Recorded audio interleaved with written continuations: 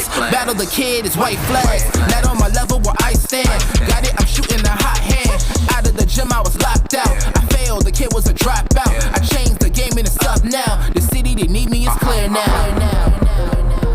The people is giving the damage. The people is giving the Sandman, I can tap dance through the energy blast. Run flat, never pop your orbit. I keep energy in storage. I see spinning the globe, my fingertip itch. If I could pluck the earthquake hit, look at the wrist, look at your body, I shake it and shift.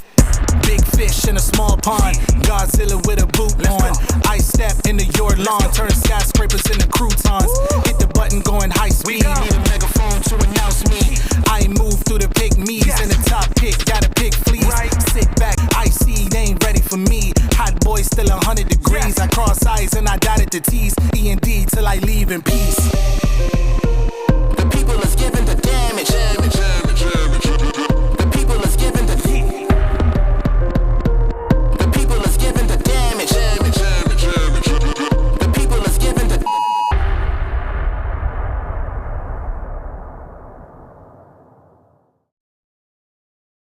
I give it all that I got will never stop. I give it all, straight to the top, will never stop. I give it all that I have, I let it be, cause nobody's better than me. What do you see? Give it all. Yeah, all that I got, I give it everything. They lost the plot, they think I'm menacing. They wanna talk, but I ain't settling.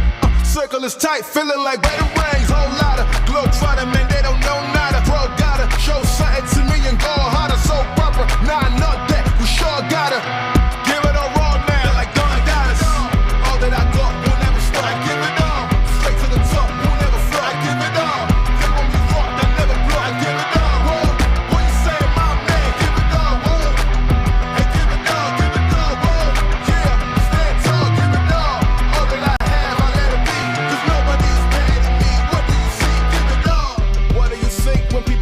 Me, 100 degrees tougher than Booker T. Couldn't agree more, but could it be? I think higher than them all. Truthfully, my pen fire and then some. A body addendum. Take this whole thing for ransom. Give it all I got for attention. Nah, the mention of life well lived, for instance. Give it all.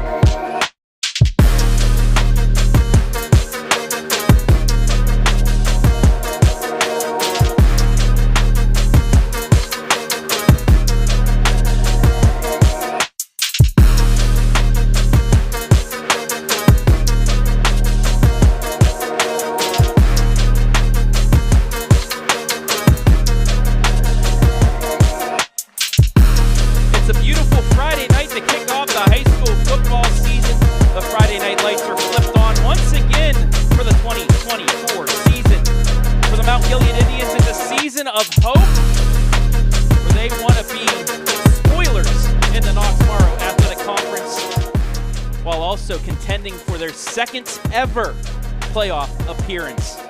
But standing in their way, a Triad team with an awesome quarterback that you will see here tonight. We got kickoff of the 2024 season coming your way on your smartphone, TV, PC, tablet, any smart device you have with Pregame coming your way next.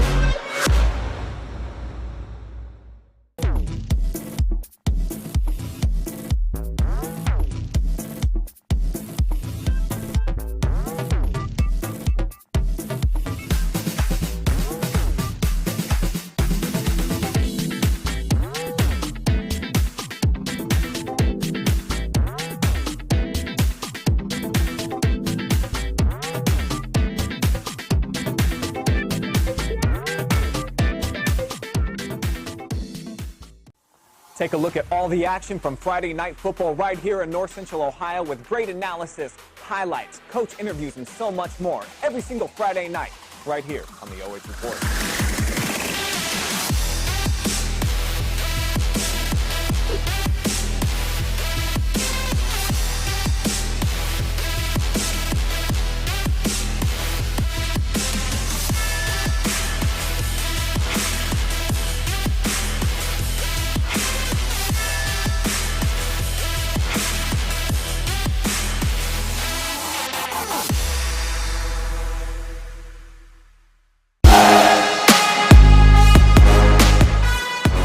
Welcome inside the Home and Kitchen Supply pregame shows. We are ready to kick off the 2024 high school football season. Travis Berardi once again with Ken Parrott.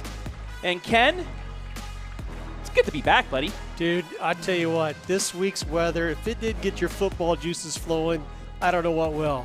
What a great week to get the fever back, and I'm anxious to get the season started.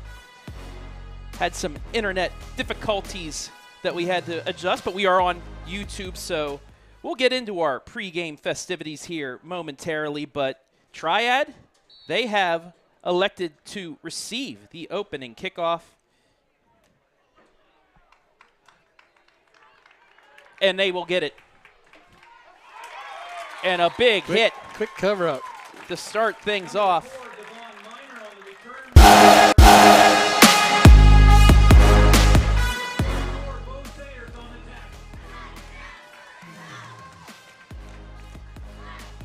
So, Triad will start things off 1st and 10.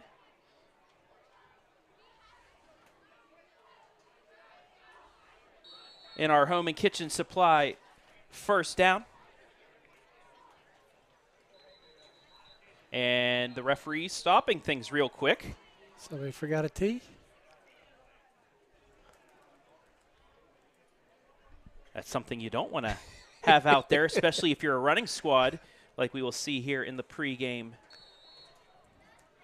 Hats off to Mount Gilead Athletic. The field looks gorgeous. That's like the 7th fairway at Augusta. Yeah. Oh, there's a pitch outside to Awsom Mitchell. Loss of 5. Good start for the Indians defense. And let's take a look at the team spotlight for Triad, the Cardinals. 1-9 last year, scoring 12.2 points per game, 33.4 points given up. However, they do return some key skill positions, just like the likes of Awsom Mitchell, who has over 3,000 yards in the last 2 seasons. Man in motion, that's Brody Hess. It's going to be another handoff to Mitchell. On the end around, actually, he's going to keep it across the 20, get upended at the 26, 27-yard line. It'll bring up 3rd downs. We take a look at our first North Central State College replay. So give him about 4 yards back on the carry, but it's going to be 3rd and long. Correction, 3rd down and 10.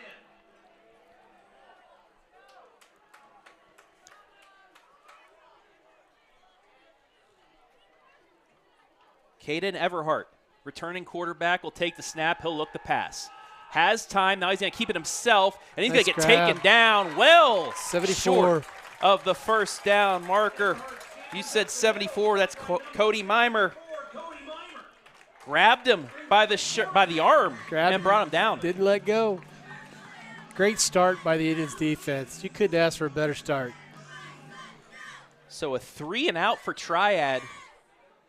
That loss on first down really put them behind the sticks. They're a run-first squad, and the only team to really limit Mitchell last season was Mount Gilead in their 15-8 win. Back to return is number 4, Carson Trainer.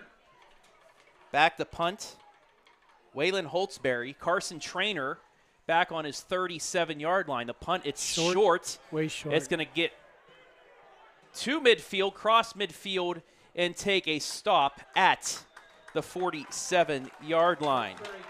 Great field position for the Indians offense. And let's take a look at their team spotlight.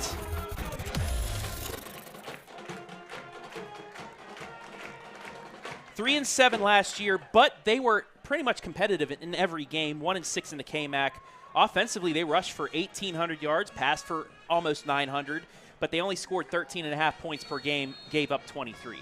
Coach Reed was forced to play a lot of younger guys last year, and they had some rough spots, but those kids now all are experienced and we're expecting big things out of this season. Cole Fricke, the quarterback, returning. Hands it off left side. That's Cam Vickers, and Vickers has a hole. 15 And just yards. like that, a home and kitchen supply first down just off the left side. And just like that, Mount Gilead into Triad territory.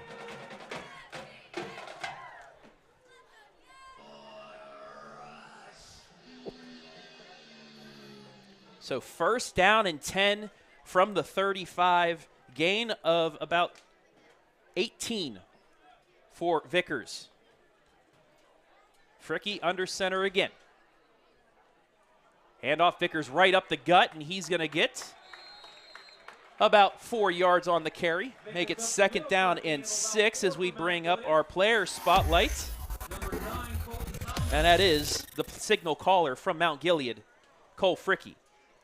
762 passing yards, 648 rush yards, 8 total touchdowns 1 season ago for the signal caller for Mount Gilead. Second and 6. Fricke hands it off to Vickers, off the left side again, across the 25 to the 20, and he works his way down to the 16-yard line. Another home and kitchen supply first down. From the 31 down to the 16.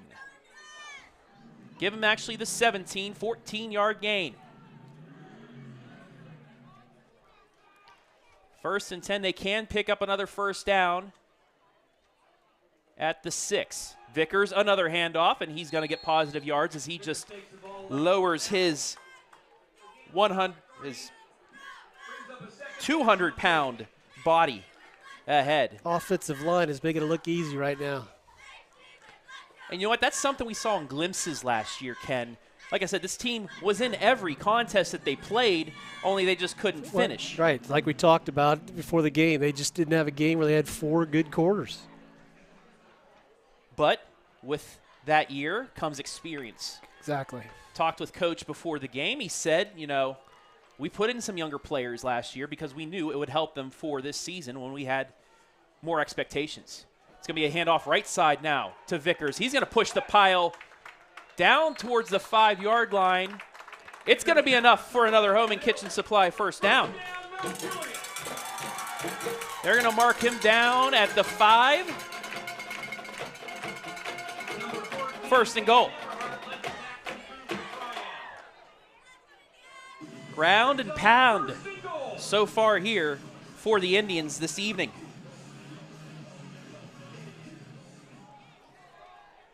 First and goal from the 5.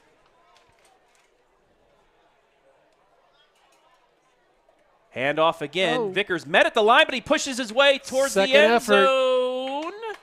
No call. He will be down to the 1. Give him 4 yards. Got hit hard initially, but he fought it off. Made it a positive carry.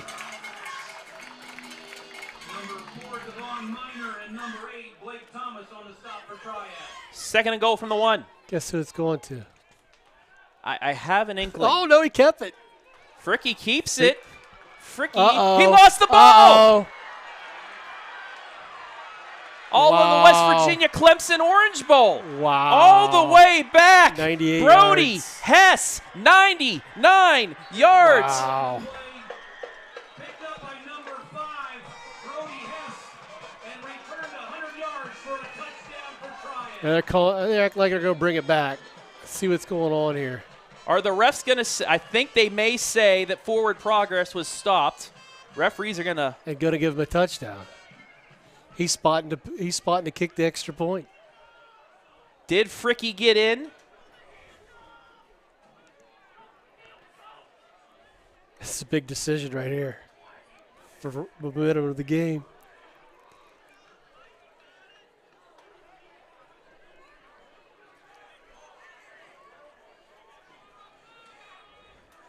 Take a look at the replay. Fricke dove. He looks like he's all the way into the end zone, though. Can't tell that pile when the ball came out. But The referees are still talking. We'll show the whole run back, but it looked like he dove into the end zone unless he lost it beforehand. Triad acts like they're conceding, but the officials are certainly mulling over it. Let's slow it down for you. Once again, here we go. Got the keeper. His knees were down. His knees were down before he got in.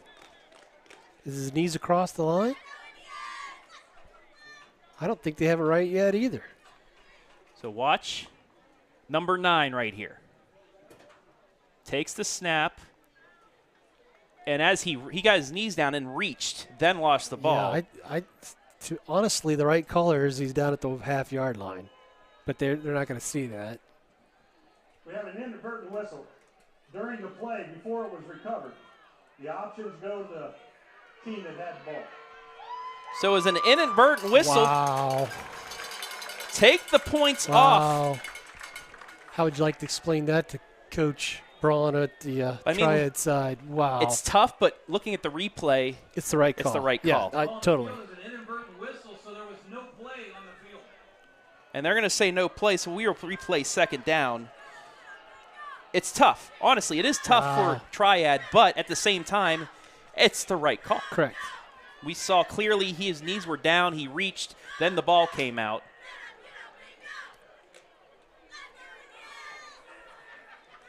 Further explanation on the play, there was an inadvertent whistle after the play, so it should bring up a 3rd down and 1. They will say the inadvertent whistle was after the play, which kind of confuses me myself. Well, then they're admitting he was down at the 1. Yeah. Yeah, they saw what we saw. His knee was down.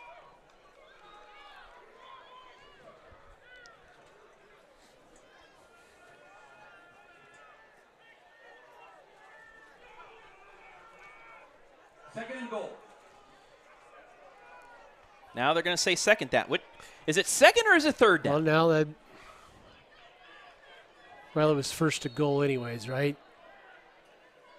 It was first and goal from the 5. Yeah, run to the, that's to right. the 1. That's right. If they can score here, it won't matter. Vickers, There's there's a flag on the play. We'll take a look. Vickers up the middle. Gets tackled short of the goal line, brings up a 3rd and goal for Mount Gilead. So he's we got a false start. On the offense, 5 men in the backfield. That's a 5-yard penalty. Repeat, second down. So it's a 5-yard penalty. He'll back them up to just outside the 5-yard line. And for the 4th straight time, we're going to have second down.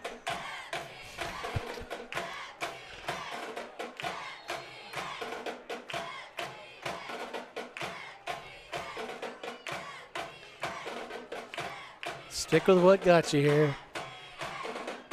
Play it safe. Punch it in here with Vickers. With Vickers.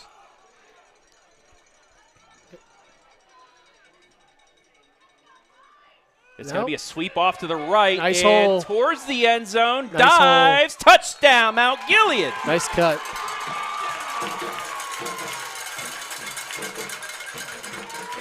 So in a change of events, it's the Indians that score on the jet sweep by Carson Trainer. Number 9, Cole Fricke on the kick for the extra point. Number 4, Carson Trainer doing the hole.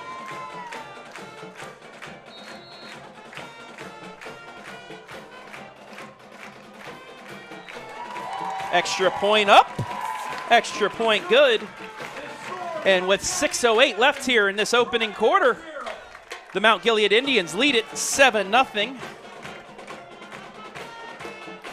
on an eventful drive. We'll take a look at the replay one more time. Good old jet sweep. If you're playing college football 25, that play works all the time for me. Great blocking out front. Nice hole. And he was able to work his way. Yep. Well, on both sides of the ball, if you're Coach Reed, you're ecstatic because that's a great except for the almost fumble. You obviously don't want that to happen, but great job by the defense shutting them down and a great job of the offense line making holes and Cam Vickers finding those openings and making positive yardage on most of his carries. And number 5, Brody Hess.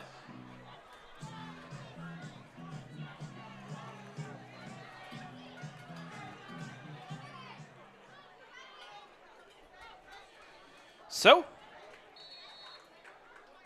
just like that, Triad will try and answer. Ball's muffed at the 20 and picked up by Davion Nice Minor. coverage. He ain't going anywhere. Number 4, Devon Minor on the return. Devon Myers, you take a look at the replay, kind of overran it, jumped for it. It was bobbled by Brody Hess, and then he picked it up, and too late. Mount Gilead was all over him.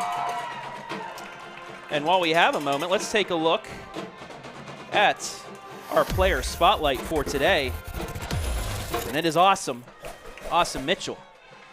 2023 second team Southwest District honoree. In 2022, he averaged 8.5 yards per carry, 1,897 yards, and 23 touchdowns. So that pass incomplete. So take a look at the replay. Everhart's pass intended for number 5, Brody Hess. Falls Went for the incomplete. screen and just went through his hands. For the Cardinals. It'll be second down.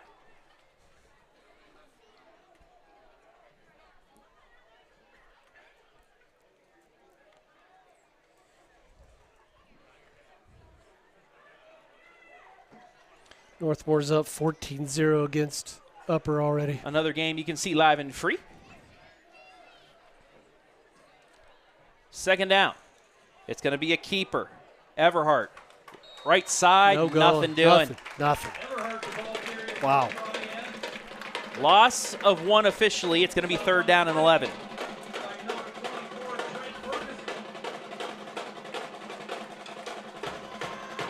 Sorry, Bo Sayre and Dave Shipman on the stop for Mount Gilead.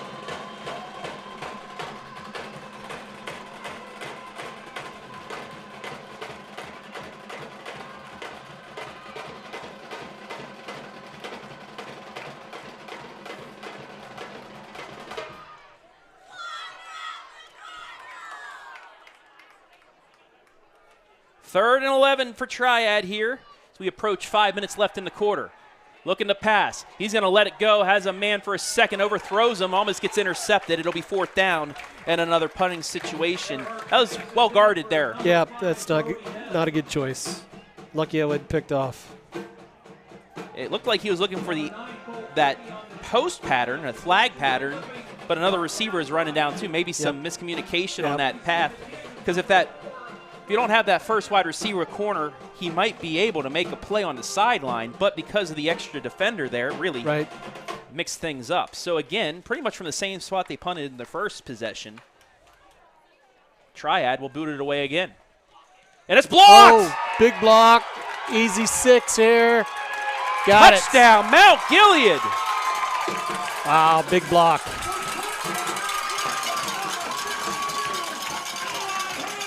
Take a look at the replay, right up the gut.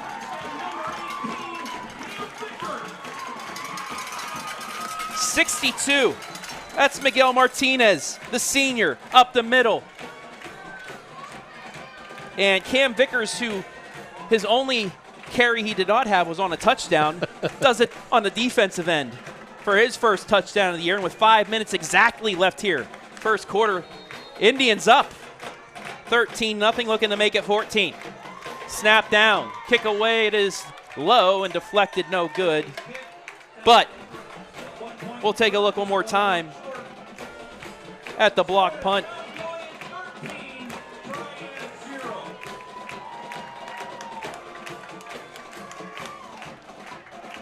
Defense off to an awesome start. 2 possessions by Triad. They've had 1 play for positive yardage. Rest have been for losses or incomplete passes. So Coach Reed has got to be ecstatic with his defense right now. got some scores for you. Our great Andy Jardy back at Jardy HQ getting us scores. Perkins 6, Clear Fork nothing in the first quarter. Ooh. Northmore 14, Upper Sandusky 0. Akron St. Vincent St. Mary's 7, Mansfield Senior 0. Danville 8, Worthington Christian nothing. Hillsdale 15, Black River nothing. Shelby 7, Madison 0. And after 1, Norwalk and Start are scoreless. Also, Lexington 7, Ontario nothing. A 7 Allen 82-yard pick 6 on Bogdan Miller. Wow. Not how he wanted to start. Future Ohio State Buckeye. Athlete. Minor takes the ball across the 25, gets close to the 30, and that's where Triad will try to get something going here. And while we have a moment, let's take a look at the Mount Gilead defense. New little graphic we have here this year. Nice. Very Shipman, nice. Mimer, the Martinezes, Sayers, Barnum, Vickers, Haar, Fricke, Trainer, and Caden St. Clair That's awesome. round out the starting defense for the Indians. Carey also leading Hopewell Loudon 7-0 in the first. Crestline 7, Buckeye Central 6. Another- Handoff up the middle, and again, it's going to be a loss of 2. Almost a bad exchange there.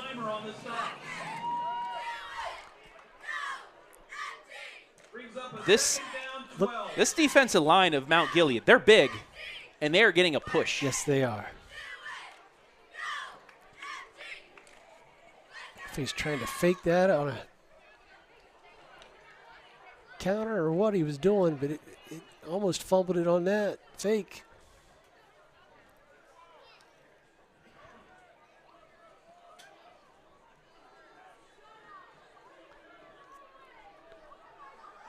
So second down and long. Got a guy open, but Looking deep, and it is Oh, caught on nice. the sideline. Got the feet in. Logan Harper, watch the toe tap. Cole Fricke. First down, Triad. Just look at it down the line.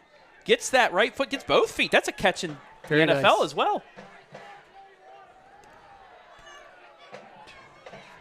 It's about, what, 25, 26 yards? Yep. And the first big play for Triad, a Home and Kitchen Supply first down.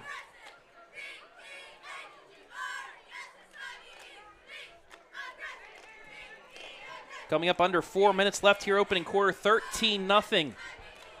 Mount Gilead on the Trainer, touchdown, and the Vickers block punt. Handoff right side. Awesome. Does get positive yards. Give him about 4. And look at the blocking in the backfield here. Actually, the stiff arm here. Yep. Bo Sayers on the stop for Mount Gilead. Perkins 13, Clear Fork nothing. Clyde up 14-0 on Bellevue.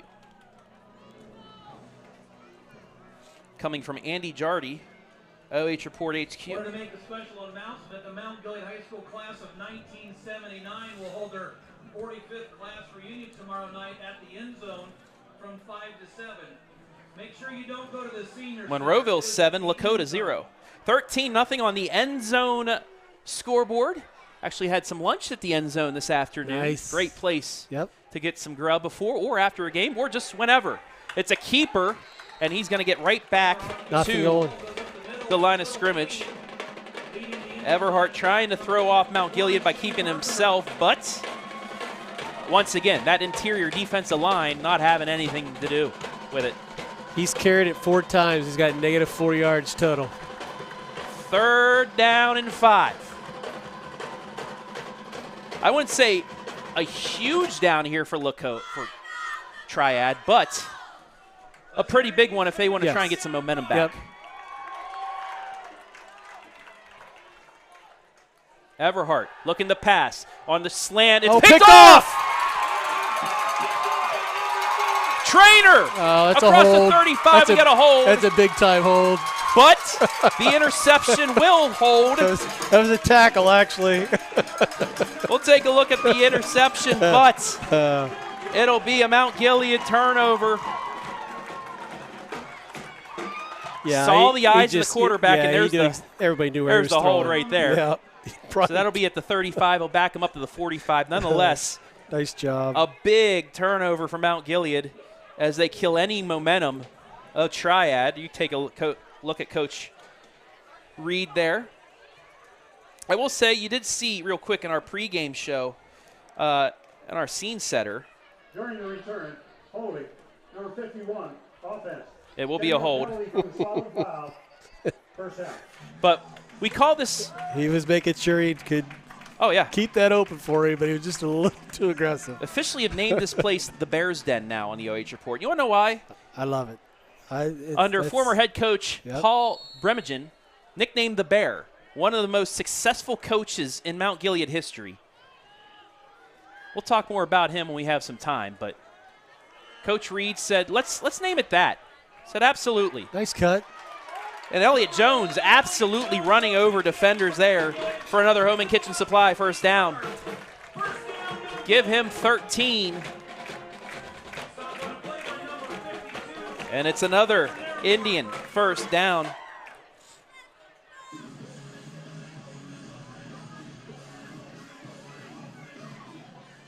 Coach Bear winning over 200 games, the winningest coach in Mount Gilead history. Longest tenured coach, 16 years. And his team's won 6 of the 10 conference championships. Big hole for Vickers. Still on his feet at the 12. Vickers power forward for the Indians. Give him 20. Yep.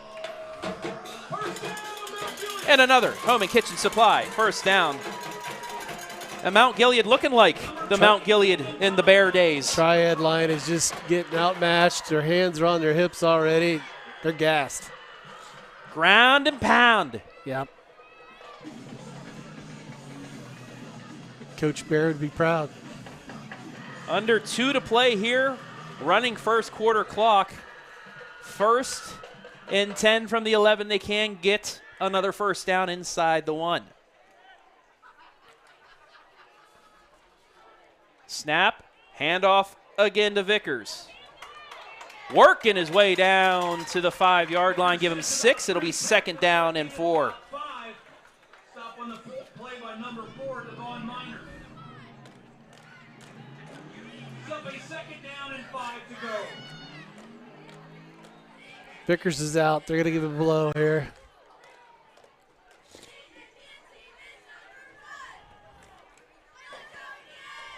Let's see who can punch it in here for the Indians. Carson Barnum in the backfield. Elliott Jones as well. It's going to be a handoff to Jones. Runs into his offensive lineman, still fighting his way towards the goal line. Yes! Got it in. Touchdown. Elliott Jones would not be denied. And the Indians have extended their lead to 19. Touchdown, Mount Gilead.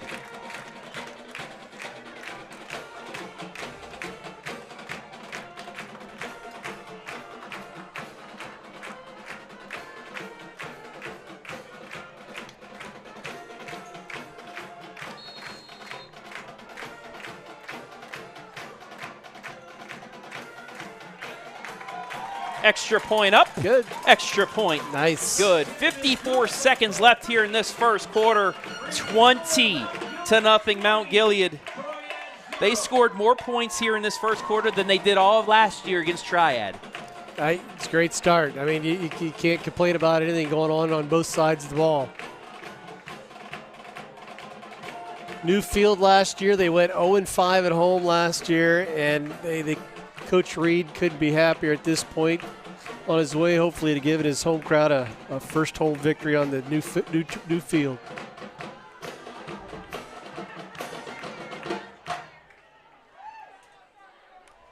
Three different Indians have scored. All 3 running backs as well, even though one was on the defensive side. Now, I do want to see the amount of time they're running this ball. Can the offensive line, I want to see their strength. Can they keep this up for 4 quarters? Right. Little pooch kick. Taking it to 30. Luke Botkins going to get up to about the 32, and that's where Triad will start again, 1st and 10. Number 23, King St. Clair, led the purple on the stop. Cam Vickers has 76 yards on the ground already. First quarter's not even over.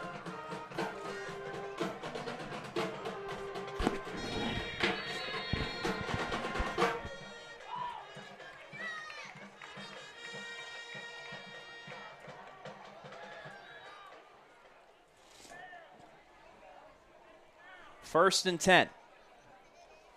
It's going to be a pass.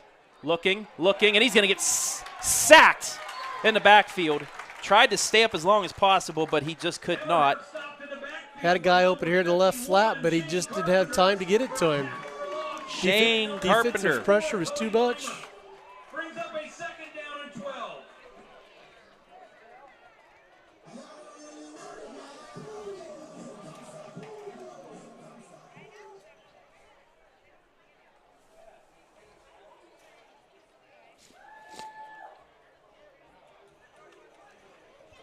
So it'll be 2nd and 12, and I think they're just going to let the clock run out here on the first quarter. A great first quarter by the Indians of Mount Gilead.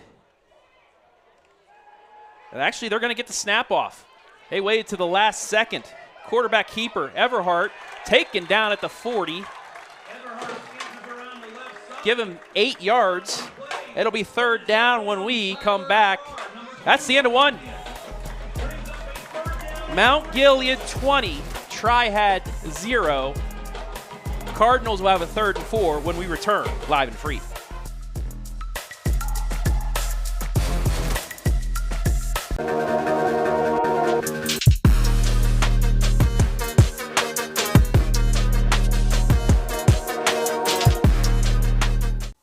Take a look at all the action from Friday Night Football right here in North Central Ohio with great analysis, highlights, coach interviews, and so much more every single Friday night right here on the OH Report.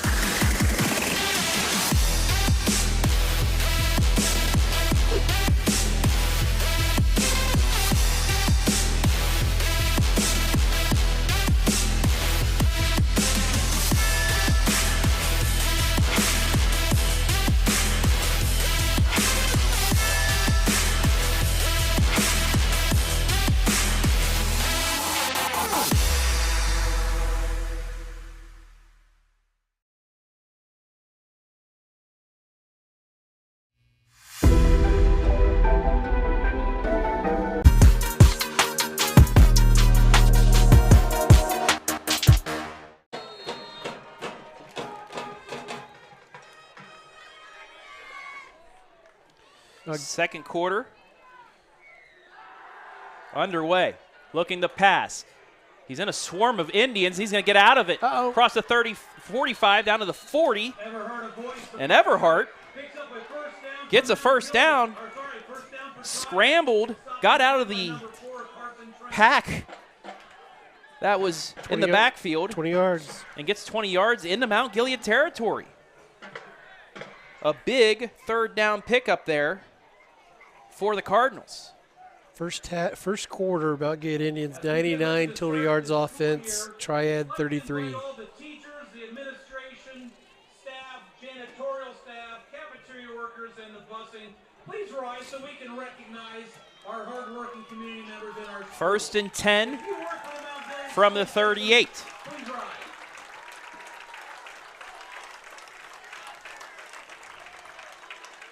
Snap back, flag on the play.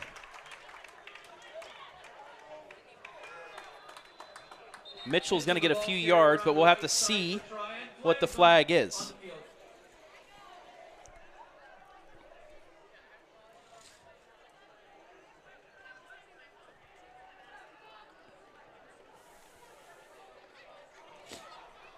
Illegal formation, offense, 5 men in the backfield, 5-yard penalty. It's an illegal formation. It'll back them up and remain 1st down. So both teams with 1 illegal formation, both had 5 in the backfield on the penalty. I want to say hello to everybody watching on YouTube tonight.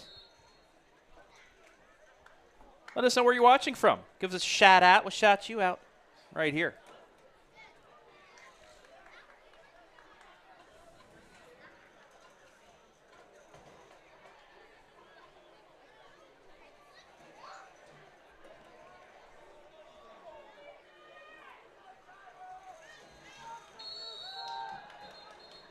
And another flag.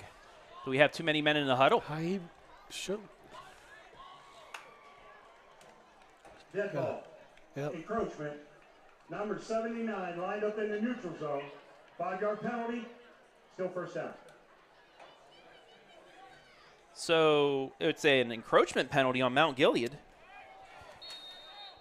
They said that Gage Shipman was probably standing over the ball when the huddle was broken, Yep. I'm guessing, and that's Yep. once the huddle's broken, the line of scrimmage has been established, and you can't do that.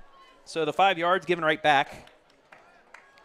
And that's why it wasn't a free play for the offense. And we're back to 1st and 10.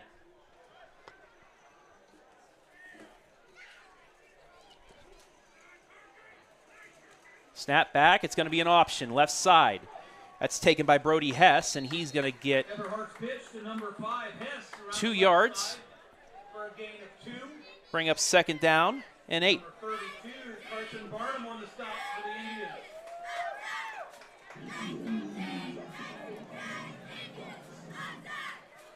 End of 1. East Knox and Northridge scoreless. Wow.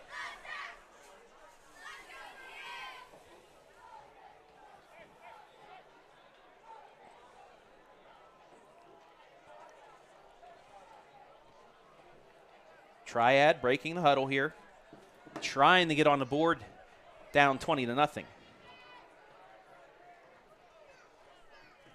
Snap back. Rolling to his left is Everhart. Fakes, throws it, and that's caught but out of bounds. It'll be 3rd down. Hess's pass intended for Harper number tried 2, to get the Logan feet Harper. down, but he was too far out of bounds.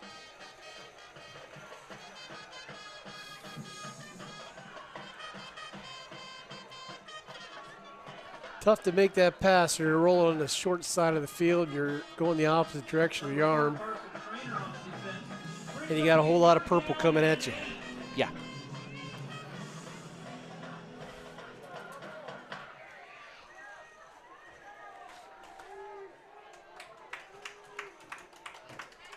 Third down and 8. Snap back. Rolling now to his right is Everhart. Looking, he will throw it, and this time Nice. it will be completed Everhart to Harper. pass complete to number 2, Logan Harper. Does he not have enough for the first down? He needed 8. They got 9. It will be a home and kitchen supply first down. First down, Triad. So Triad inside the Mount Gilead 30 now. Indians would They like to need a thank score the here, Phillips down Family 20-0. And Mike Sayers Farm tonight for donating the beef for the hamburgers at the concession stand. And if anybody was interested.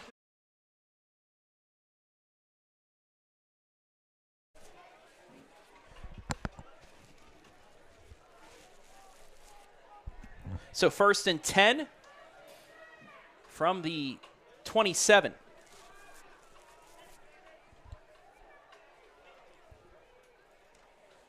Fakes the handoff, quick throw left side, Oh, dropped, incomplete. Minor thought about getting upfield before he caught it. It'll be 2nd down. Trainer and Fricke on the defense. that's when one of those passes where you worry about the receiver getting hurt. Yeah, Carson Trainer was on that. Yeah. And if that would have been lofted a little bit more, it might have been Yes. 6 the other way. Yep. 9:37 left here. First half, 20-0 Mount Gilead on the end zone scoreboard. Just a reminder, at halftime, we will have the bands. Once again, another year of the halftime band show.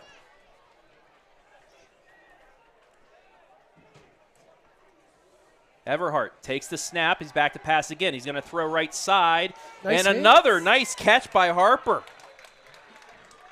Another home and kitchen supply. First down. Logan Harper, 12 yards. Yep. number 23, Peyton St. Clair. He's got nice hands. Pass. First down, Triad. Yeah, and he goes up for it, too. Yep. So the drive continues now from the 15.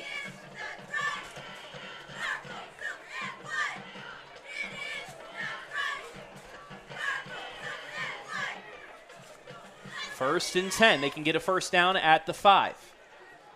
Handoff Mitchell. He has some space on the left side, but it's quickly closed down. He gets to the 10, run out at the 9-yard line. It'll be 2nd down ran about 25 yards to get 9. Good to see the Cardinals got some fight in them still.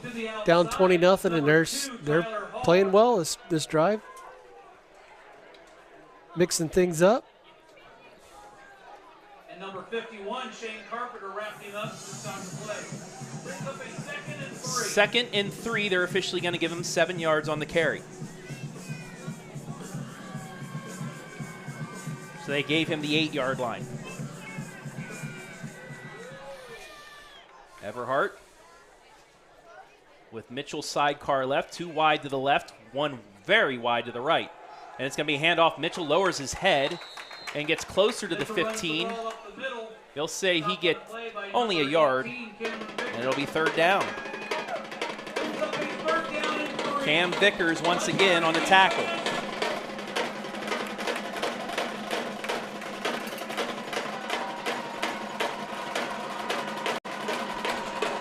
Well, you're down 20-0, so it's certainly 2-down territory for them.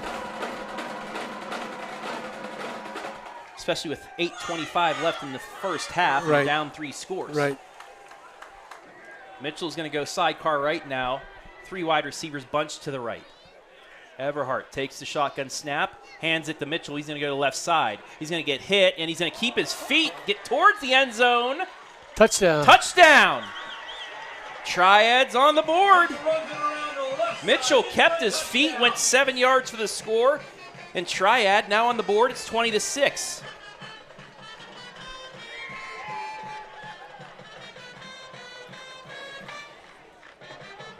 Just see him just fight for it, and then he dove for the pylon and got it. Good second effort.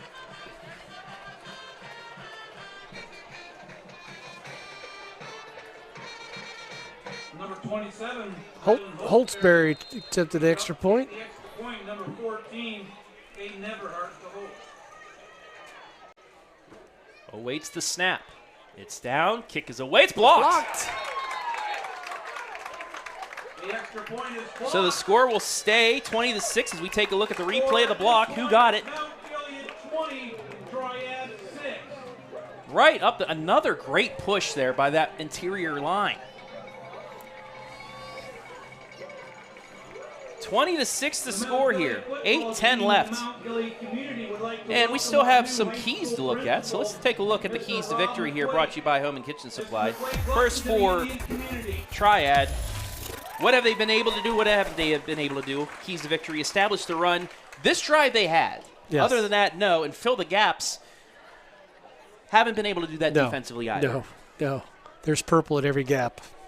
As for the Indians, though, their keys to victory by Home and Kitchen Supply. Hold the line. Been doing it very well and stop the run. They've not only held check the and check. Yeah, they've not only held, they've won. Yes. Music Boosters for feeding the bands tonight during the 3rd quarter. Thank you, Music Boosters. So your keys to victory brought to you by Home and Kitchen Supply. 8:10 left here in the first half. 20-6 in favor of Mount Gilead here on opening night. A beautiful night for football. A lot of football left. Triad's not giving up. Triad number 27. Absolutely. That touchdown's a big one for them. But they have to get stops. Now you have to get a stop on defense. Out of the, 14 weeks we had of football last year, only 1 bad week. So we're 15 of 16 so far in the past 2 seasons. As far as weather, yes, definitely. Trainer tripped up, gets to the 30. A nice open field tackle there by Blake Thomas. Just see this shoestring tackle.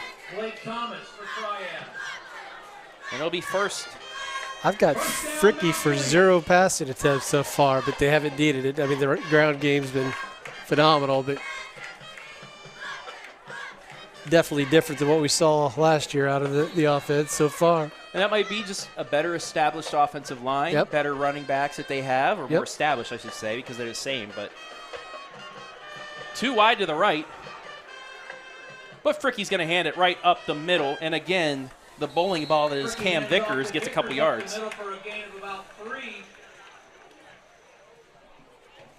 Number 54, Duncan Thunderberg. And number 9, Colton Thomas on the stop for Triad. Over 70 yards in the first half for Cam Vickers.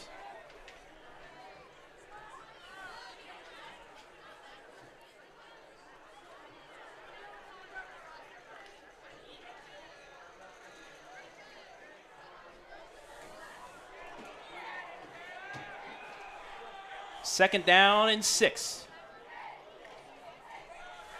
Fakes the handoff, and Fricke is going to throw in and out of the hands of Elliott Jones. It'll be 3rd down. Good throw. Pass falls incomplete, brings up a 3rd down and 7.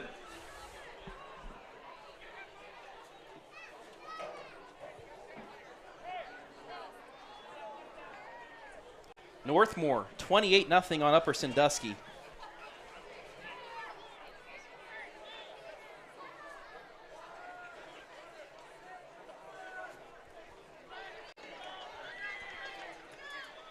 $7:16 left here in the half. Big 3rd down here for Triad. They get a stop, and they're right back in this. Exactly. Snap back, handoff left Trainer. side. Yep, Trainer's Trainer. not going to get the 1st down, so Triad does get the stop they need. Number 4, Carson Trainer, sprints around to the left side for a gain of about 4. Brings up a 3rd and 2 for Mount Gilead.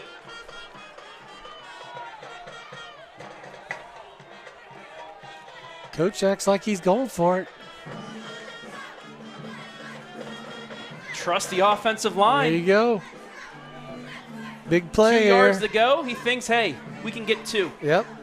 You think if that was stopped 3 or 4 yards back, it might be a different chance. But if you have a 6'1", 200-pound running back behind you, they're going to trust Vickers. Almost got him to jump off sides. They will hand it off to him, and he is going to get the 1st down. Easy. Needed 2, got 3. 1st down, Mount Gilead. A Home and Kitchen Supply 1st down. Take a look at the North Central replay, and just look at the hole. He was able to get – he was already past the 1st down line when he got wrapped up, but still. That show of confidence by Coach Reed, it does volumes for the confidence of the offense. That's awesome. 20-6.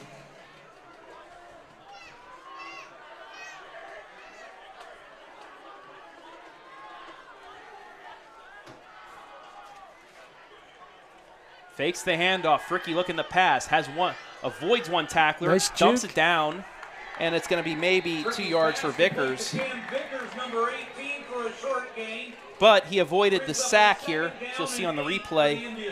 Ran right into the defensive end, but juked him and is able to get something out of nothing. Number 54, Funderburg on the stop for the Cardinals.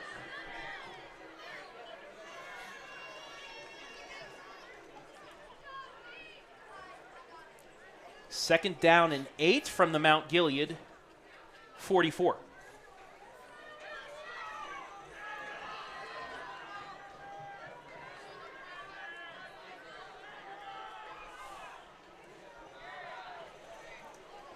Handoff up the middle again. Breaking to the left side's Vickers. Still on his feet, the midfield. Vickers will not be stopped.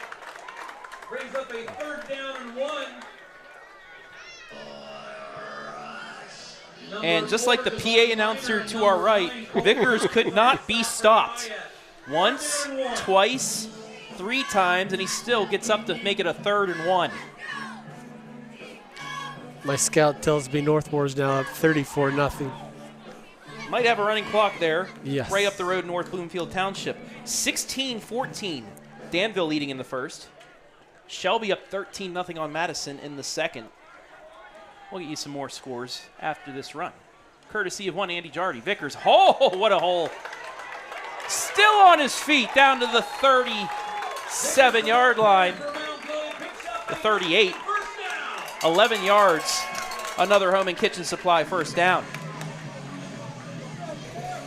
Buckeye Central 13, Crestline 7 in the 2nd. Clyde 21, Bellevue 0 in the 2nd. Perkins up 27-0 on Clear Fork in the 2nd. Another 2nd quarter score, 21-0 in favor of Monroeville. This time it's the Jones.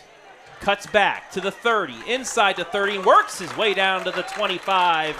Back-to-back Home and Kitchen Supply 1st downs.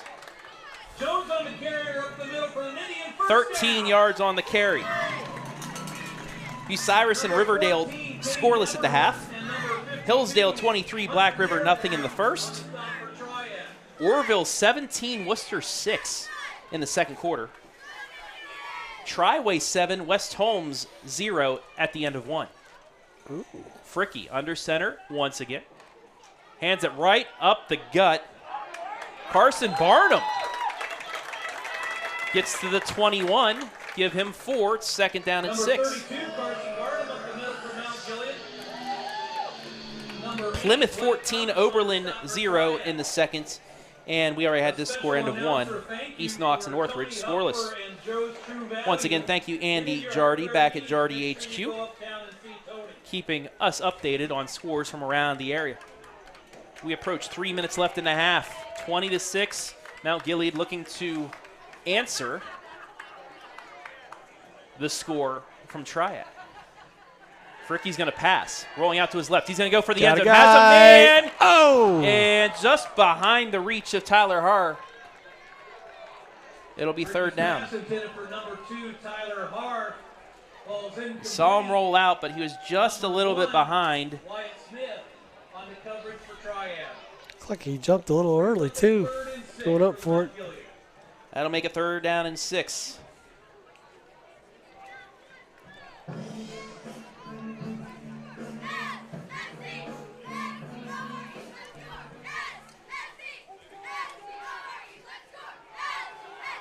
Third down and 6 from the Triad 21.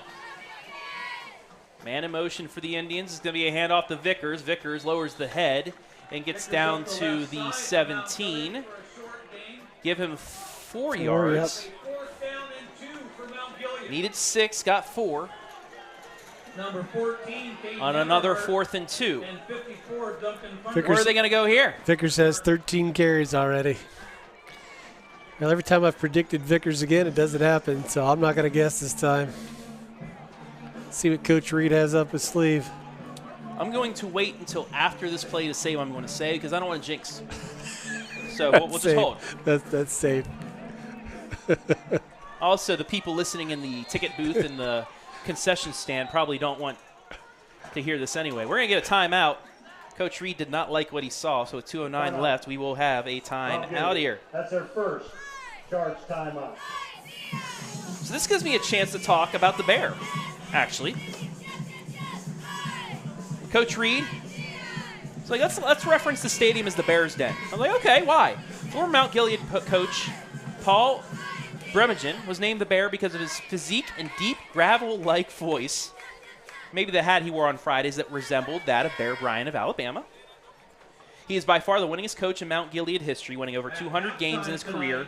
Around 100 as Mount Gilead's coach. He's also the longest tenured coach, 16 years at Mount Gilead. During his time there weren't any playoffs during his time. But his teams won 6 conference titles out of the 10 overall for Mount Gilead in over 120 years of existence. Over 120 years, Mount Gilead's had a high school. His teams were twice ranked in the top 10 in the AP poll for Class A, which is a big deal because they did not have playoffs, kind of like how Massillon had all those state championships, quote-unquote, until last year. Sure. And the teams were only separated by 3 divisions. Handoff, and I think they got enough for the first down. They do. It will be a home and kitchen supply. First down is Vickers. Now, I was going to say, Vickers has not been stopped in the backfield yet today. No. And he is still able to do that. Yep.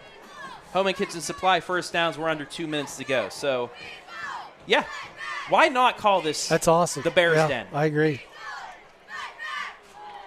Some great history there.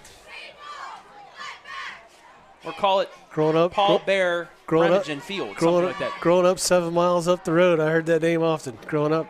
Fricke with the fake. He's going to throw on the out, but misses his receivers. It'll be second down. But, yeah, so I was asking you beforehand. You probably know of that name. Falls incomplete. Brings up a second down and 10.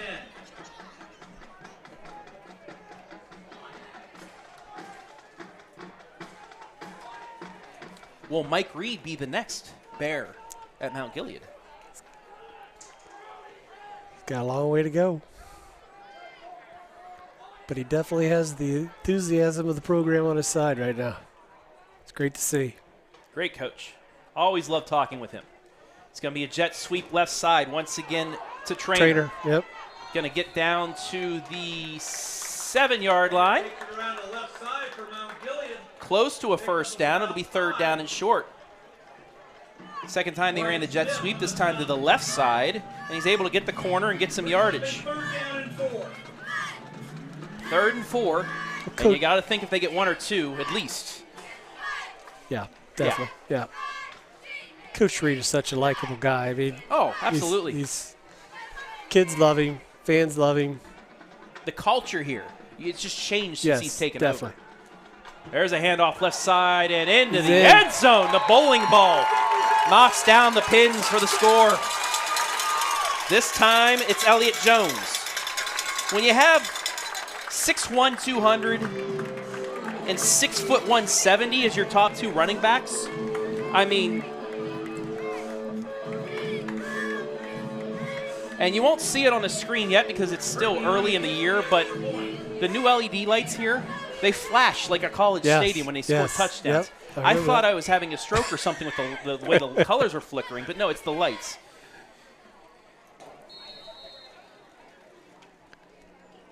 Snap down, kick is up, and it is through. Good. 27-6. Fricke kicks it through, and we'll take a look at the score one more time as it's a 21-point lead once again. Smash mouth football right there. And who was the lead blocker right there? Cam Vickers. Cam Vickers. You got 200 pounds leading a 170-pound running back. I mean, if anybody knows anything about physics. Sure.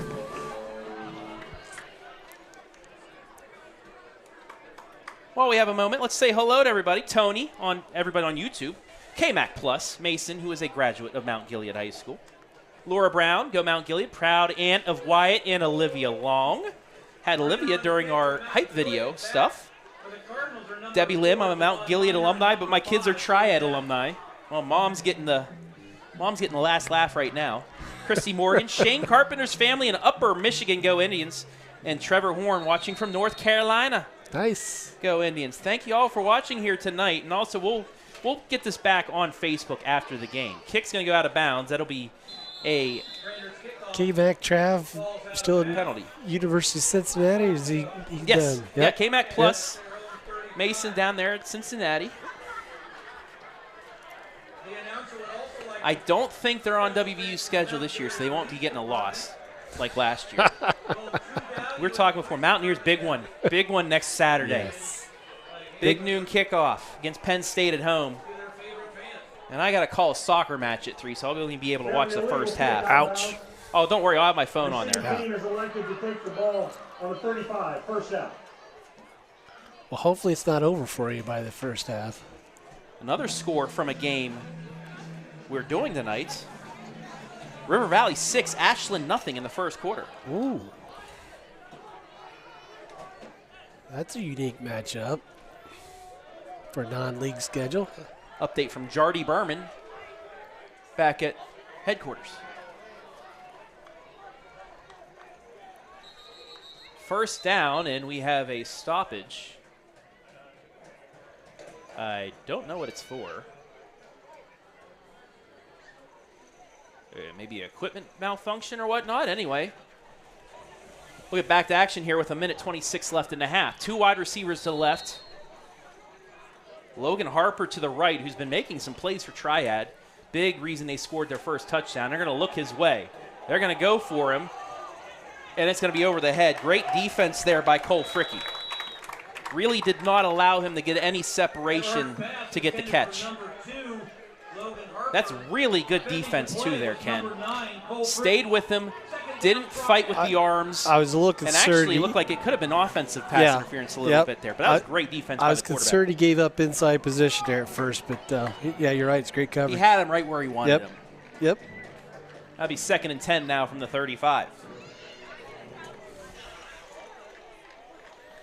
Madison on the board. It's Shelby 13, Madison 6 in the second quarter. Madison celebrating their 100th year of existence. Wow. Back the pass, looking left side. Oh, Tip nice almost break picked up. off. Great play by Bo Sayers. Bo knows deflections. Watch the deflection here. Perfectly read, too. Defense is just everywhere. So much improved from last year.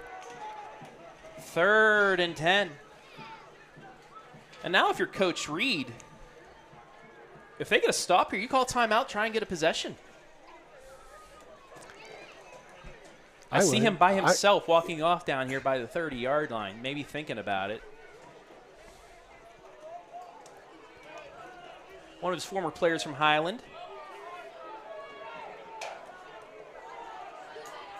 Coach Joe, defensive coordinator. It's a quick pitch. Got a flag right back. Side. Did we have a delay? Yes, it is. It's going to be a delay of game. Yep.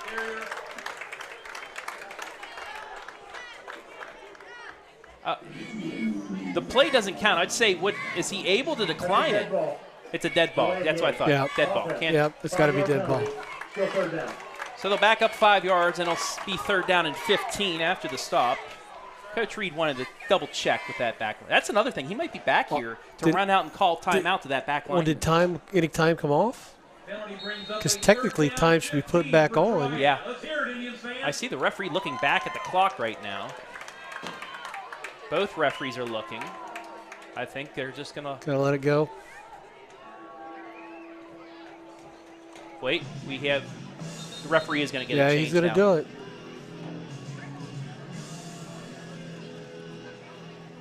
Yeah, he's going to put time back on. Yep. What, 116, 117? Please set the clock to 1 minute and 13 seconds. Oh, only 2 seconds. 2 seconds. Okay. I will give it to the clock operator. Once he heard the whistle, immediately turned that off after 2 seconds. Timeout.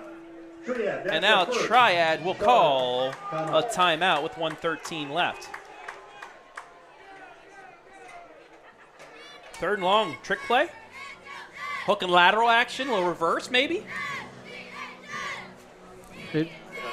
Passing game's not working. I mean, they're 3 for 10.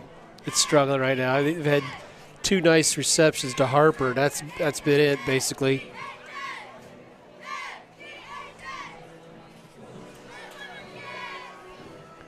At this point in time, I think you're more trying to find something to gain some yardage to play defensive position instead of trying to get this first down here.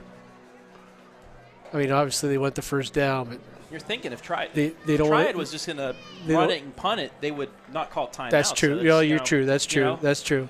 Because they had their play in, and then the referee stopped it, so they knew what they were going to do. So that's a good point. But you certainly don't want to give out good field position here. Absolutely. Centerburg, 7-6 leaders over Utica at the half. Wow. Backyard battle there for both of them. So 3rd and 15, we'll see what Triad has up their sleeves. It's going to be a reverse. He's got blockers. Hess on the right side has some blockers across the 40, 45, 50, 45, 40. Knocked out of bounds at the 35, and yes, some trickeration. There's your trick play.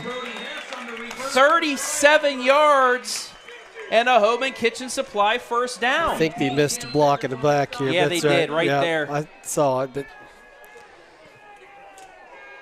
So exactly what I thought they were doing was good call. Some type of trickery. If you're a fan of the 2005-2006 Steelers, they call that a gadget play. I know many Steeler fans in this area of the country. So 1st and 10 now, inside the 35 of Mount Gilead. Still 1:03 left and 2 timeouts for Triad. They're going to look to pass. Looking on the double move. Rolling out to his left. There's going to be a flag, probably a hold, and the pass is completed. Got a flag. And who else but Logan Harper, but we'll see what the call is, and Mount Gilead's coaches are pointing to back them up, and the referees are backing them up as well. So take a look, and it's in the area of holding, but we'll still look at the great catch. Number 52, offense. That's going to be a holding call on Hunter Naramore. Coming back. The junior offensive lineman. Here's my dilemma with Pittsburgh. Okay. Being a lifelong Bengals fan, but yet I'm a deeper Buckeyes fan. I hate what they did, what Chicago did to my boy. Oh, Justin Fields? Justin Fields. And I'm hoping he does well in Pittsburgh. Yet not well enough to beat my Bengals. Fields, you know what I mean? The Steelers have Fields and Russell Wilson's under contract for $1 million. Yeah. I mean, it's a win-win for us. Sure. You get Russell out there, and you let Fields learn, which he was unable to do in Chicago. Yep. You give him a year or two, then I think he'll be great. It's just like I became a huge Houston Texan fan last season because he got snubbed. Triad calls timeout, by the way. Got snubbed in the draft, and then he had a phenomenal rookie season, and it was just fun to watch how quickly that coach turned that program around. You know what team I'm looking forward to seeing? The Washington Commanders now. New management, new coaching staff. Brought Jaden Daniels, looked pretty good in the preseason. They picked up some players. I don't think they're going to, get 7-8 wins, but I think, I was talking to Brian about this, I believe that they can still 4 or 5 wins. They might get an upset, maybe 1 win on a Philadelphia or a Dallas, like an upset victory to get them some momentum. But I see them winning a few games, but on the positive side, kind of like what Mount Gilead did last year. Right. They had 3 wins. They were in games. People had hope for the next season. I think that's it's not a dark horse team, but I think that's the team to watch this year in the NFL is the Washington Commanders. Oh, and my Texans took local hero. CJ and then CJ Decade, Lexington. CJ Decade Stover now. Stover. Another reason to root for him. And I will be when they're not playing the Steelers. Exactly, me too. But they're not playing the Bengals. Pass. Has a man open, and it is caught! Nice. Still on his feet inside the 10, down to the 7. A perfectly executed play there. Harper got past his defender, and this time, perfectly thrown. They threw away from Fricke. They were on the side of Tyler Harr that time, and it's going to be first down and goal from the 8. 33 yards. First and goal. And a big sack knocks him back. Clock's running. 17 seconds, and Triad's going to have to take their final timeout. Huge play for the Mount Gilead defense. A jailhouse blitz. It's a way to step it up. 79, 51, 44. Shipman, Carpenter, Sayers all on the sack. Timeout, Triad. And that's another thing I'm seeing positively from Mount Gilead this year. They give up a big play. They give up a big pass. Next play, right back Bounce right back. Yep, exactly right. 15 seconds left in the half. Now if Triad catches it anywhere in play and gets tackled, they're going to have to get right back up on the ball because they do not have timeouts left.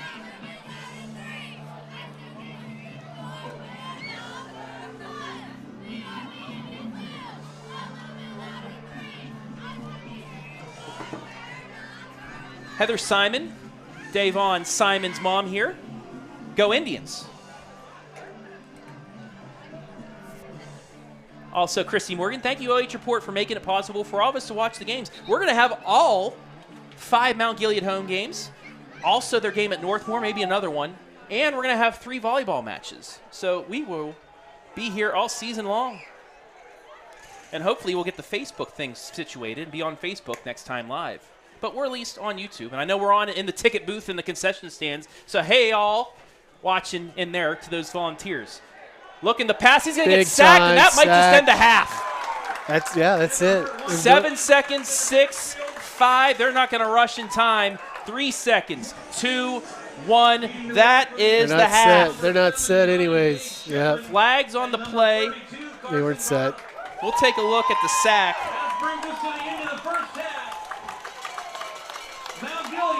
And again, just no time in there. And that will do it for the first half.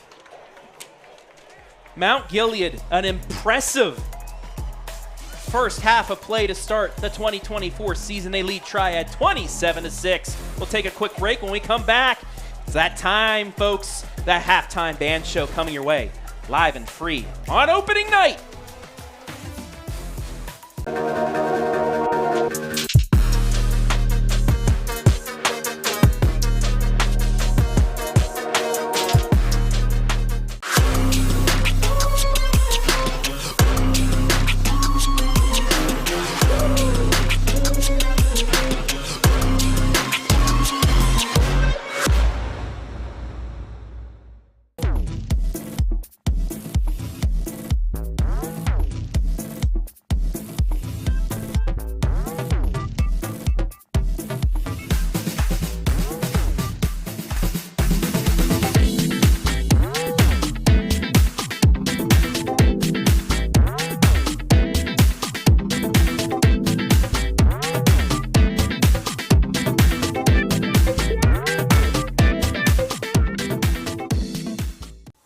Take a look at all the action from Friday Night Football right here in North Central Ohio with great analysis, highlights, coach interviews, and so much more every single Friday night right here on the OH Report.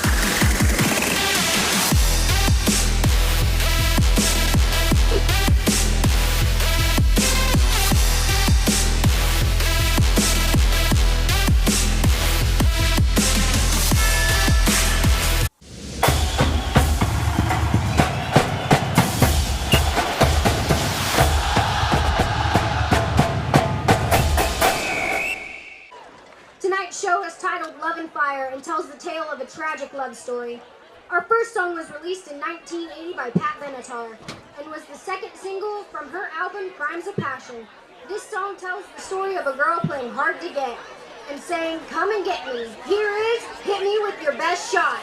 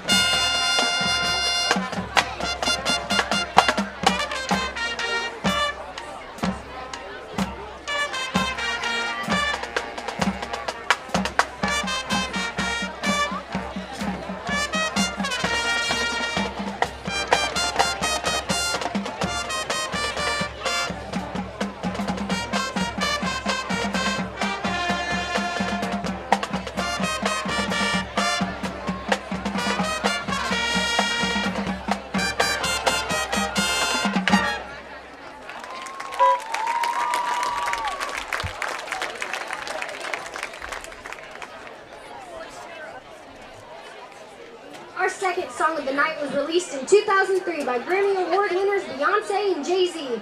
This song tells the part of the story where the girl falls head over heels. Here is Crazy in Love featuring head majorette Gracie Gary, and Has She Got a Surprise for You?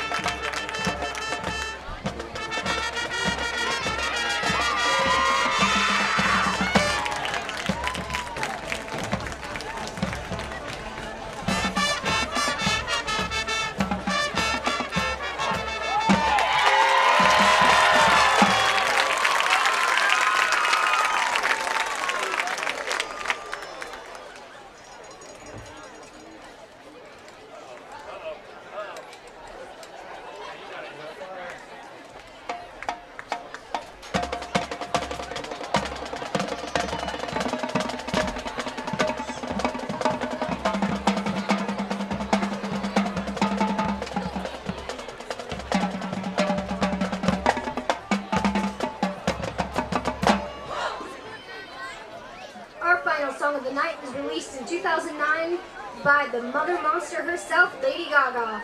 This song ends the love story with heartbreak and revenge. From her album, The Fame Monster, here is Bad Romance, featuring all our majorettes.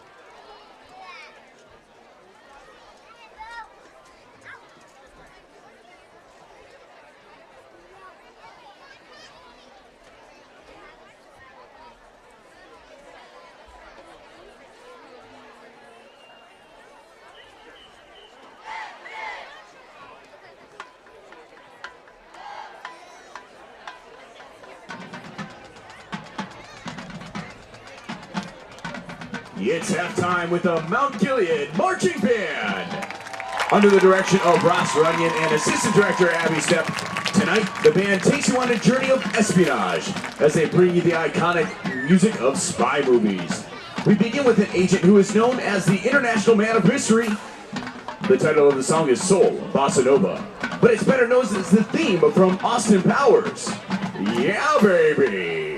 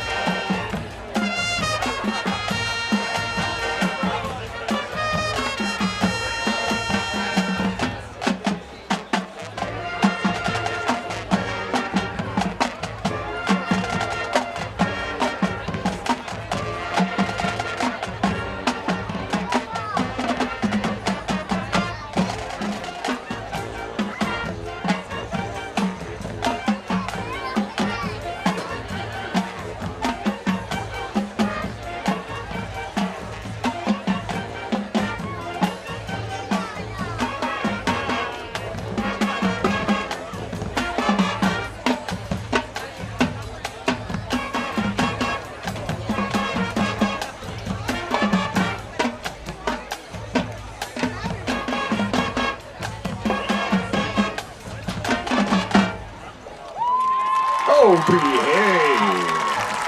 Next, the band goes on a mission with Agent Ethan Hunt as they play the music from Mission Impossible.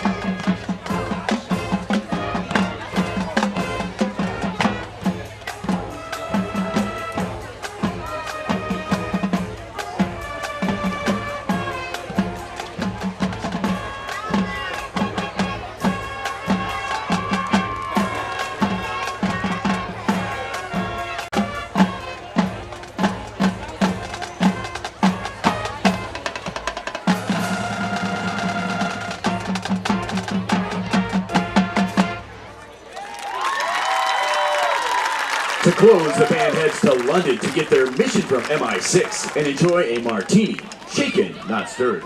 Let's take a ride with 007, otherwise known as Bond.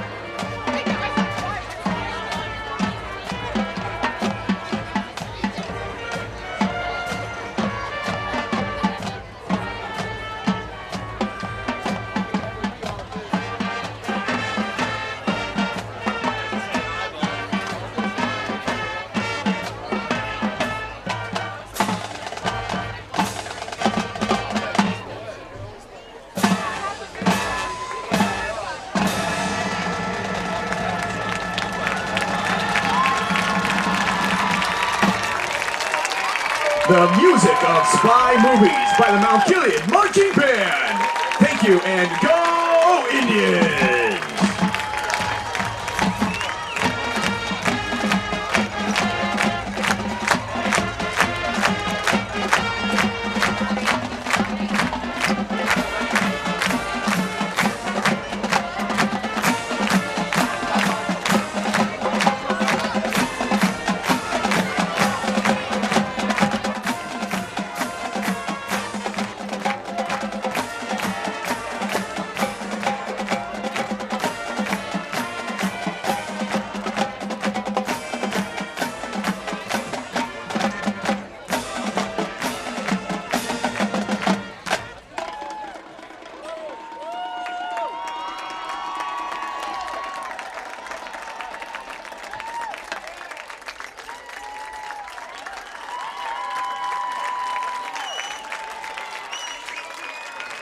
The Mount Gilead Marching Band.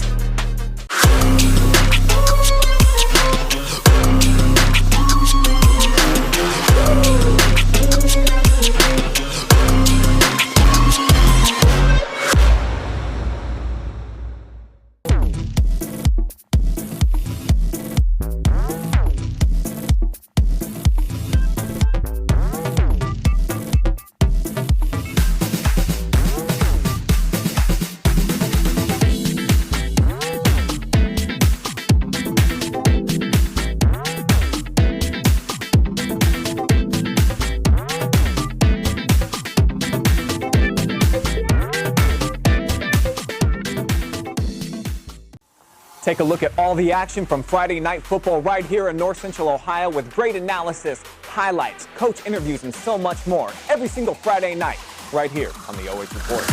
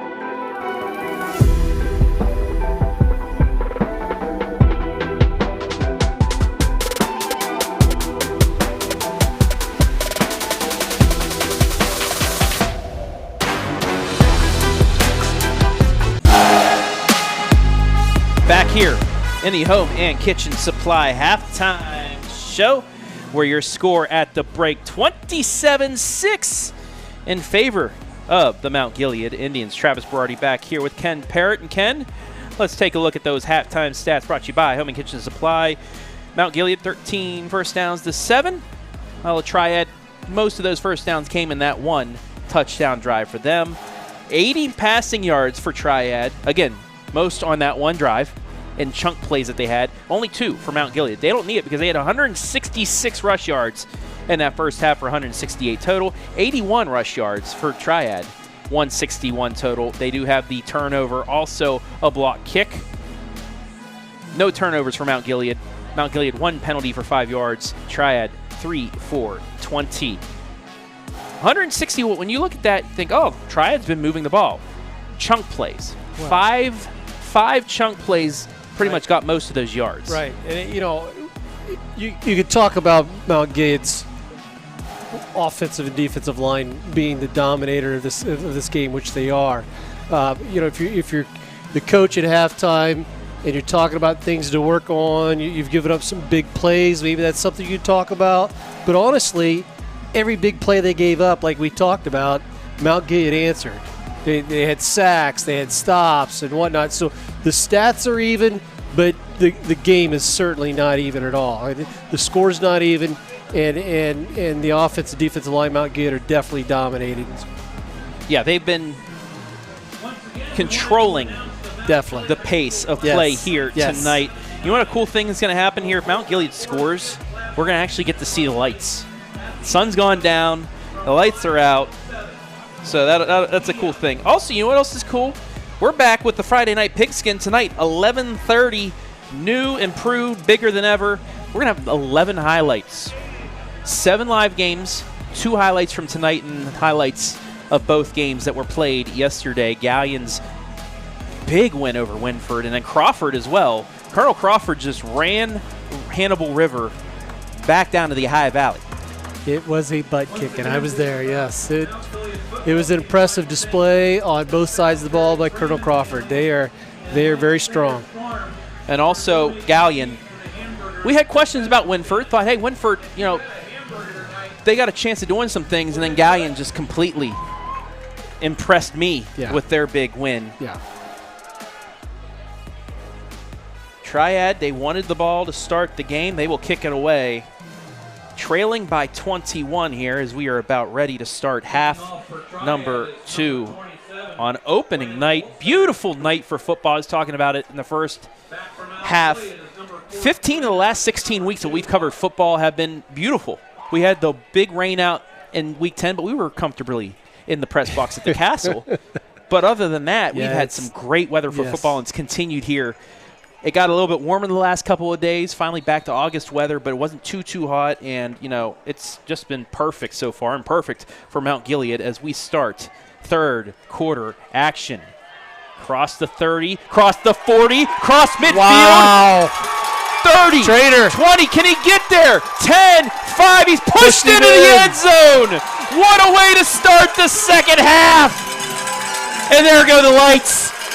I just talked to Grandpa and Grandma at halftime. That's awesome. Take it to the house!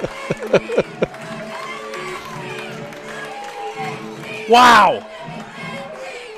And it looked like he was going to get caught, but instead, Brody Hess gave him a little push, boosted him into the end zone, and just like that, it's 33-6. We'll show you the full replay after the extra point attempt here.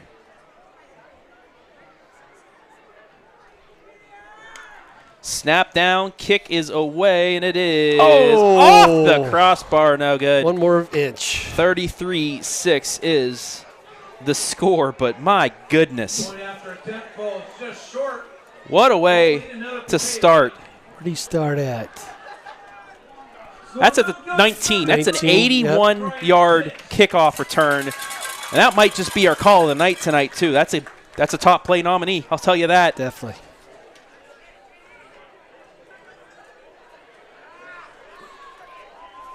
$33-6, and just like that, well, Triad will get the ball out of the half now. Minus 12 seconds.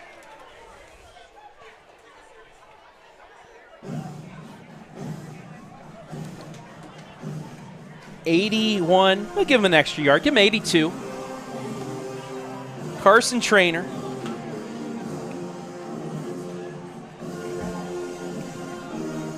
Kicking off for Mount Gilead.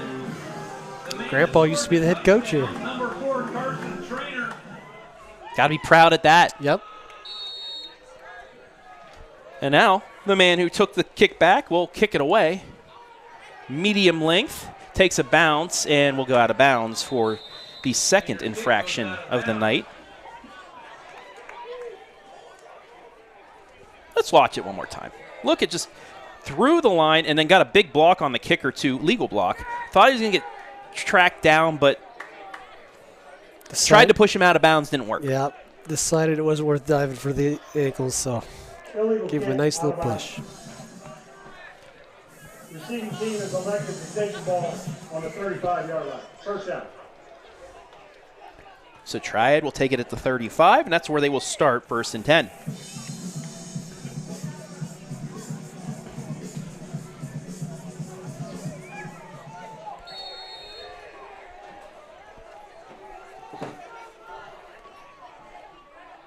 Everhart in the shotgun. Actually, that's now Blake Thomas. Throws it, and it's complete.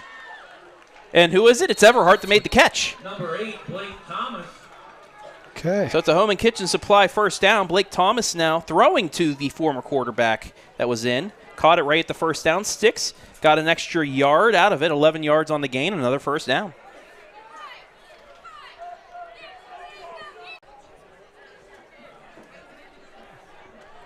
Big play. Let's look at it one more time. Rolling off to his right. That's when he should have thrown it, but instead lit up. Lost to 7. I was about to mention this, but KMAC Plus in the comments. Exciting time for the KMAC right now. Only East Knox down by 2 and Fredericktown down close, but all are close games. Oh, wide Seam open. pass, Nice wide throw. open. Can he break through? Mitchell is gone. 54 yards. Actually, 61. Oh, sorry. Yeah, wrong side. Wrong side of the 50. Yep. Triad right back at you. Mitchell, the running back, finally gets some space out of the catch. And he goes all the way. It's a nice thrown ball. Scoring starting to pick up here, too. 2 scores in the first minute and 42 seconds. 32 seconds. 38 seconds. I don't know. You get the gist. You get the gist of it.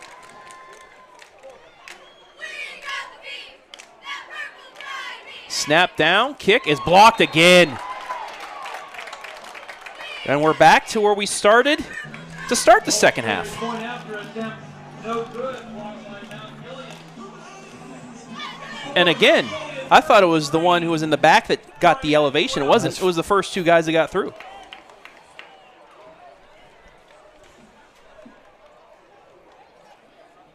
Make sure sure you go and support the JV football team tomorrow morning, or sorry, Monday. They travel to Colonel Crawford. Game time. Here's that touchdown pass one more time. And, yeah, wide open, perfectly thrown right into the breadbasket. Yeah. And he's gone. And, yeah. The girls volleyball team this past week split a pair of matches. They beat Gilead Christian, but ended up coming on the short end against Loudonville. Change of QB, give him a little shot in the arm there.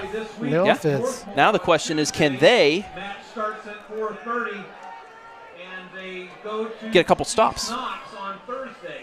Match starts at 5:30. Mount Gilead still leading by 3 scores. The low squib still in the hands of Trainer right at the 20. 25, 30, and we're looks like we got a flag, most likely a hold. Take a look at the replay. That time, everybody was in their spot. Not sure.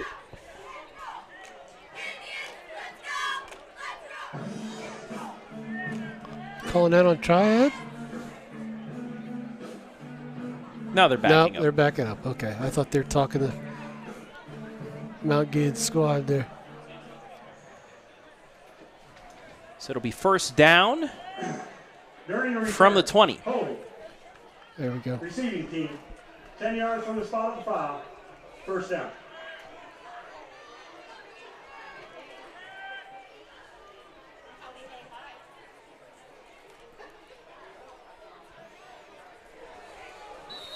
So Fricke back under center.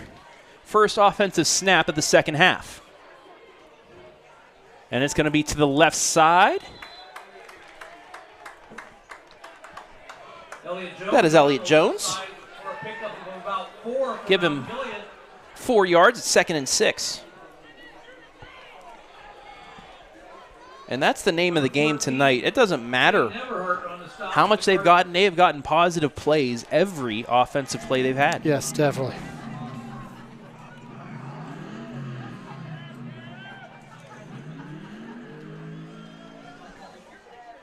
Second and 6. 2 wide to the right for Fricke. Cole takes the snap. It's going to be handoff right side. Vickers across the 35. Still on his feet across the 40 to the 42. A home and kitchen supply. First down. He breaks that last one. He's gone. 17 yards on the carry, and he's got to be well over 100 now. He was over 100 the first half. So now it's well over 100. He's well over. 109 the first half, 14 carries. There's a Player of the Week nominee right there. Yep. First and 10 from the 42. Fricke hands it to Vickers again. This time a nice tackle made there. Duncan Funderberg. Barely a yard. Still got a yard out of it, but it's 2nd down and 9.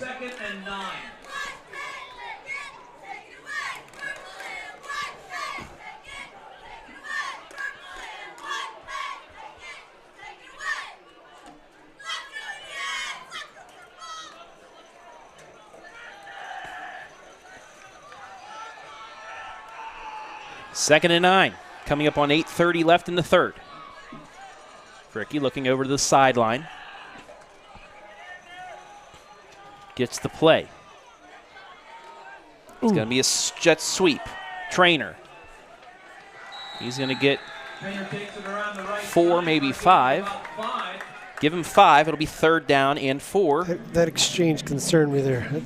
A little bobbled, but still able to handle it. And we're back into that yardage that Coach Reed likes, 3rd and 4. Get 2 out of this next run, you know they'll probably go for it.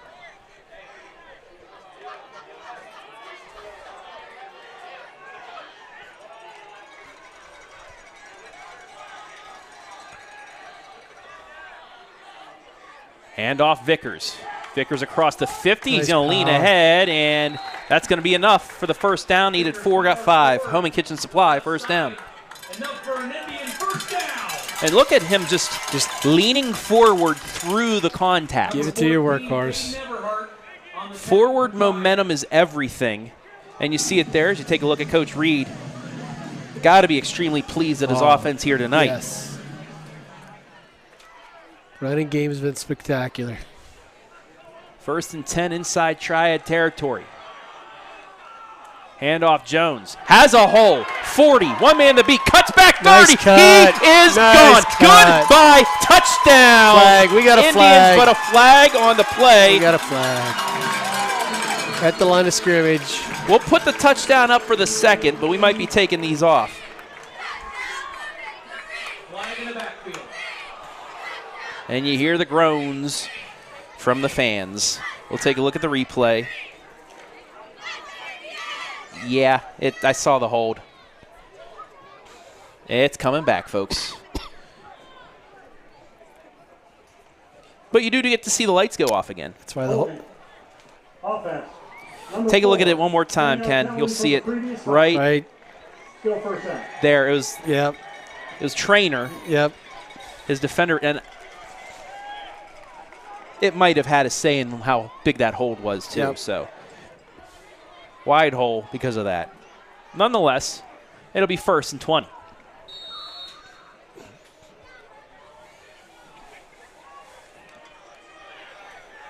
Great crowd here on the Mount Gilead side here for opening night. Also, a great crowd watching on YouTube. Over 80 watching right now, 83. Thank you for watching. Fricke's going to look a pass. Getting rushed, throws it, and did he make the catch? Nope, No, off the ground. We'll take a look. Wide open, too. Play number 1, Wyatt Smith, brings up 2nd down. We'll slow it down as he goes for the The Golf team this catch. past week finished 4th in a meet with Triad I think his hands weren't together. Yeah. Their next He didn't hold on to it anyways. coming Monday at, So, with Galleon be 2nd down. at Kings Mill Country Club. Match begins at 4 o'clock. Under 7 left here, 3rd quarter. Both teams with a touchdown in the first minute and a half of the half.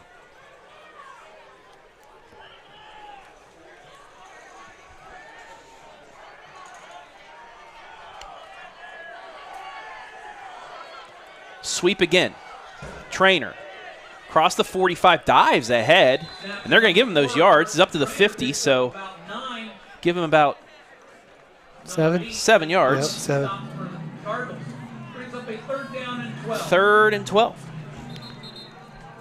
Upper Sandusky opens up the 13. second half with a score. 41-7. 41-7, yep. It's down to 34, but they'll continue the running clock. Yep. Here it's 33-12. Running clock makes my scout very happy.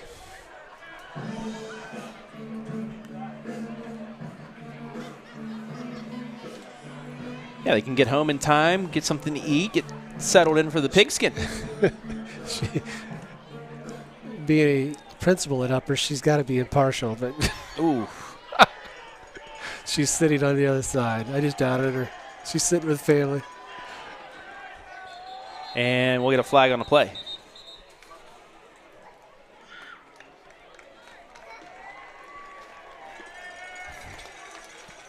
Dead ball. False start. Offense. 5-yard penalty. Still 3rd That'll down. back them up more. Make this 3rd down a little bit further. The boys and girls cross country ran this past Tuesday at Upper Sandusky. Once again, they finished 1st place at the meet.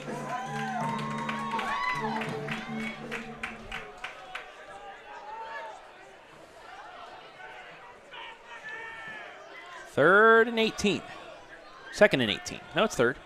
One scoreboard says 3rd, one says 2nd, but I'll go with the stick. They'll get 7 of these yards back, but will be 4th down.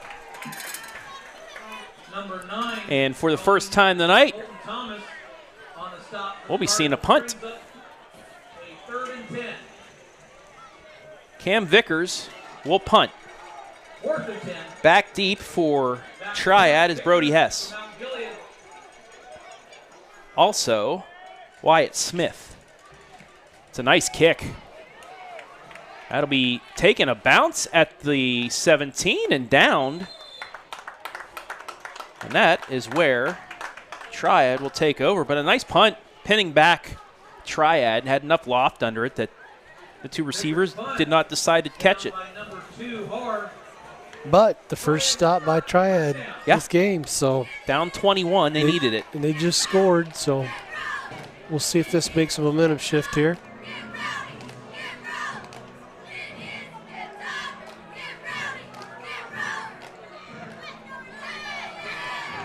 So successful first drive for Blake Thomas.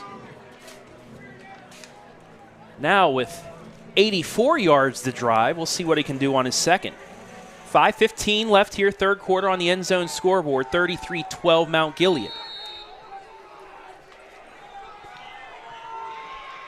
Thomas gets the cadence. Snap back, he'll roll to his left. Got a guy in the flat. Looking. Mitchell in the flat, but then he'll block and he'll just throw it away, second down. If Mitchell would have kept his eyes on the quarterback a second later, I think he would have dumped it off to him, but instead he turned to look to block.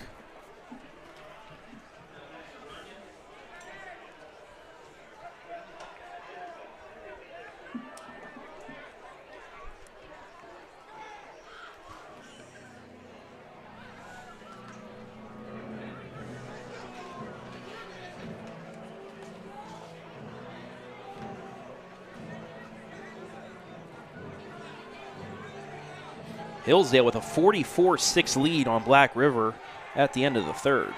Wow. Second down here. Snap back, gets it away, has a man across the middle, but just out of the reach of Hess, who, if he caught that, he had a lot of open field ahead of him. So you take a look at the replay.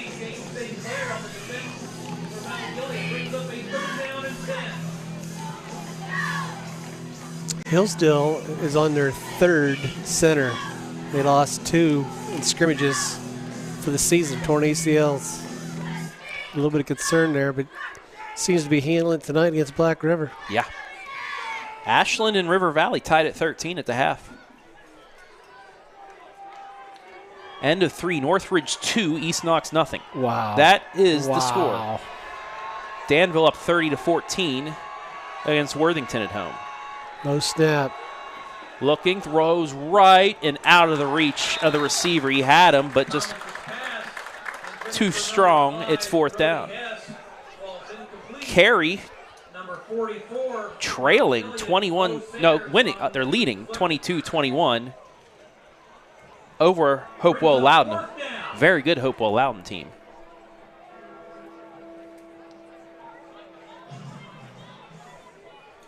.27 Holtzberry back to punt for Triad. Number 4 Carson Trainer back to receive the punt.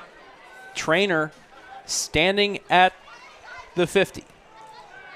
This is returnable. Will take it at the 46, across the 40. Jukes at the 30, and he falls ahead to the 28. And very good field position. Very, very good field position for the Indians with 4:47 remaining. Both teams get a stop on their second possessions. So we did not have a momentum shift by Triad. Mount Gilead stopped him in 4 downs, and now they got great field position. And a timeout. This Thursday, and the game starts at 5 p.m. Make sure you come out. Garrett George sending some love from Nashville. Good job, boys. Jamie Mahan, let's go Indians. Laura Brown, let's have another great half, Mount Gilead. Once again, thank you all for watching on this week 1 of the fastest 10 weeks of the year. Check in at Jardy HQ to see some scores.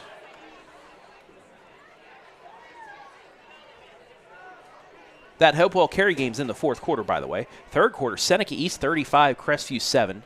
Halftime, Lexington 14, Ontario 6. Third quarter, St. Vincent St. Mary 14, Mansfield Senior 0. Halftime, Shelby 13, Madison 6. Third quarter, Norwalk 20, Start 0. Halftime, Buckeye Central 20, Crestline 19. Third quarter score, Clyde 28, Bellevue 0. This was an injury timeout, actually, because Carson Trainer slowly walking off after that punt return. Hopefully it's not too bad. Hate to see that. Halftime score, Perkins 41, Clear Fork 0. Second quarter, Monroeville 38, Lakota 0. Did you say 41-0 to Clear Fork? Yes. Third quarter, Riverdale 7, Bucyrus 6. Third quarter, Orville 27, Worcester 12. Third quarter, Triway 17, West Holmes 0. And third quarter, Plymouth 16, Oberlin 0. Fricke hands it off. Runs into his own player. Barnum, the ball carrier. Picks up the gain of 2. Number 4, Devon Barnum stop for Triad. Brings up second. might have had a couple more yards, but ran into his own lineman. Gets 2. It's 2nd and 8.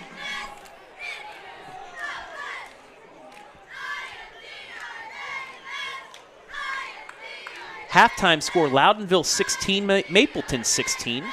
Fourth quarter score, Centerburg 7, Utica 6. A lot of great first week ball games so far. That's awesome.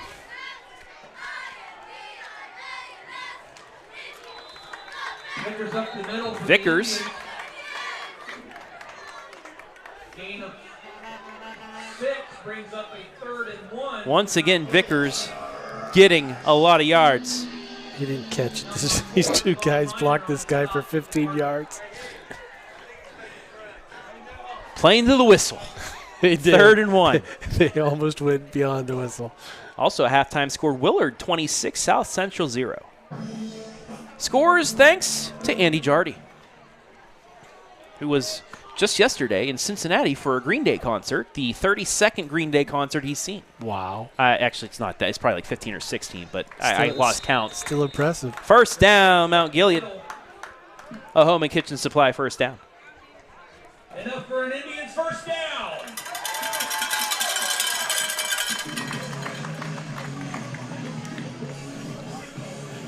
Fricke with the keeper that time. Coming up on 3 minutes left in the third. Indians trying to extend its lead.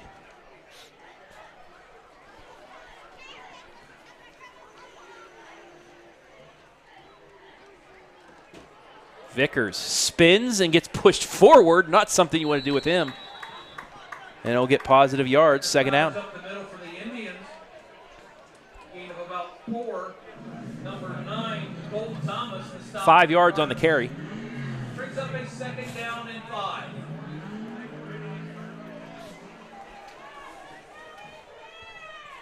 Got to be approaching 150 now.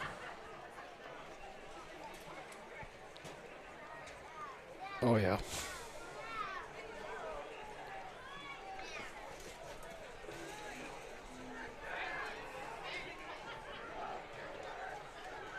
Handoff again. Has a hole. He's getting into the end zone. Touchdown. 12 yards on the carry, and Vickers extends the Mount Gilead lead. It's 39-12.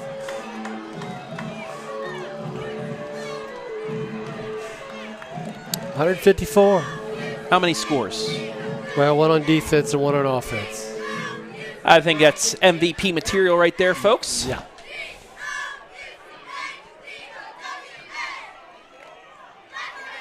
Fricke trying to give Mount Gilead its 40th point of the night. Got it. Ricky muscles through the extra point. Brings the score to Mount Take a look at that touchdown one more time. Triad 12.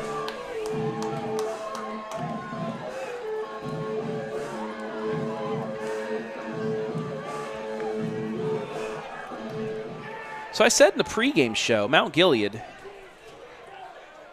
135 total points last season. They're almost a half of that now. Yeah, They're over a third of what they did all last year in 2 3/4 quarters. No matter how you rate Triad as far as their talent and how good they are, this is not your last year's Mount Gilead Indians Nope. team. They're stronger. Very improved. Kudos to the coaching staff. That work is paying off. Off-season work's paying off.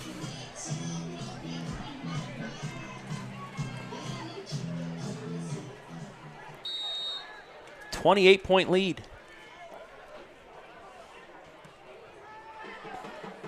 Kick is away, taken at the 20. Across the 30, a bit of a hole up, 35, 37. And that is where Minor takes it up for first down for Triad. Down 28 with 2:03 left in the third.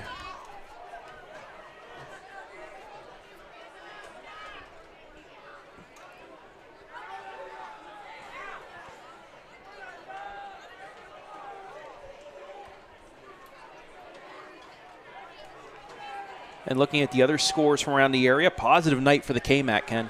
Number 52, Eli Henshaw on the stop for Mount Gilead.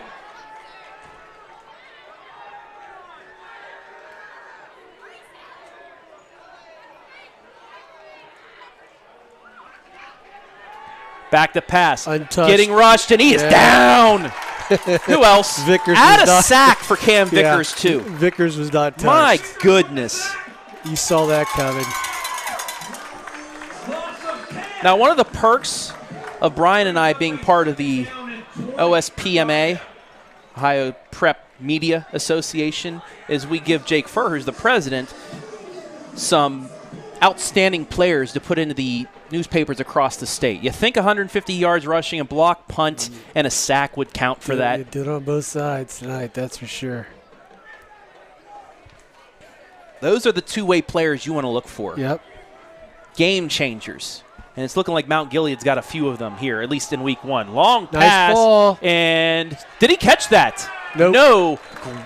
Just another yard, and he had him. Nice. He throws a nice, tight spiral.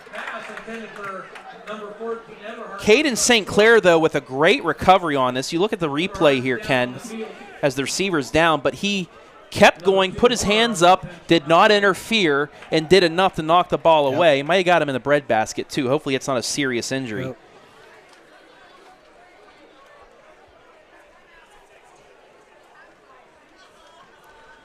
So with 1:11 left, Well, and back might to, be a cramp, too, hopefully. back to Cam Vickers. He could easily have more touchdowns tonight because he was the workhorse to get them into the scoring possession, and then Coach Reed decides to go with other players to punch it in. But You also see in there Carson Trainer walking off. Looked like an ankle maybe, limping a little bit. But, yeah. Well, he was banged up on that punt earlier. Yeah, earlier. So he's still trying to walk that off. Yep. In talking with Coach Reed earlier in their brand new the locker room is beautiful in here. Actually, Brandon, if you can pan over to the right to the ticket booth in new locker room. Brandon right out in front of us. But look at that, the beautiful building. Yeah. I mean, keep.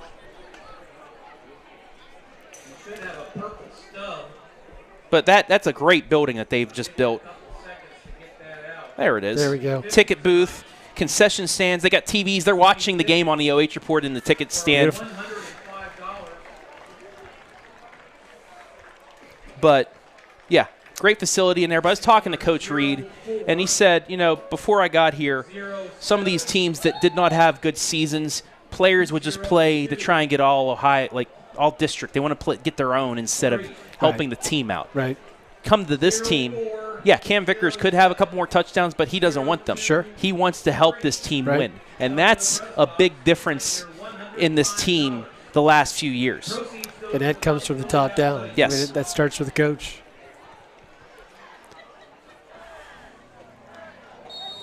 Also, shout out to Brandon Powell tonight. Great job, as always, on the camera work.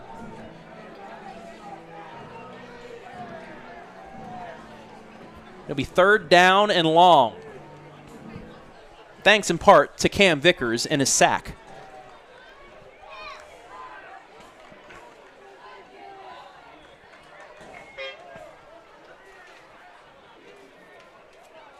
Snap back, fakes the handoff. It's a quick wide receiver screen, and it's going to get maybe eaten for a up. loss. No, nice Still juke. juking, and then he's going to get taken down. Landon Tomlin tried making something out of that.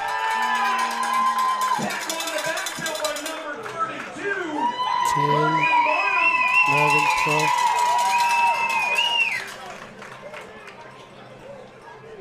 Wow. That just backed him up even further. And with 35 seconds left. Brings up a 4th down and a lot. Tyler Haar, the new return man.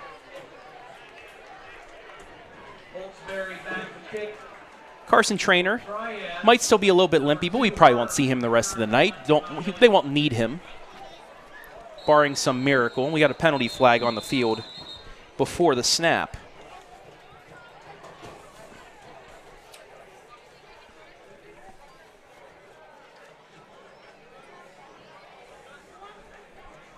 (40-12) the score. Dead ball. False start. Offense. 5-yard penalty. Still 4th down. Triad called for the 5-yard penalty.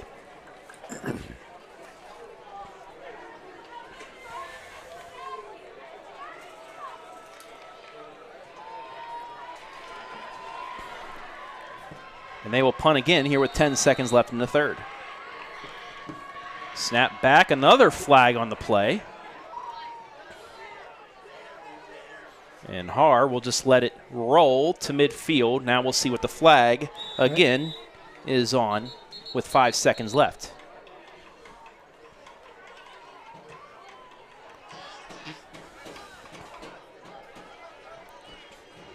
And I think it might be on Triad where they're going to back them up. We await the call from the umpire.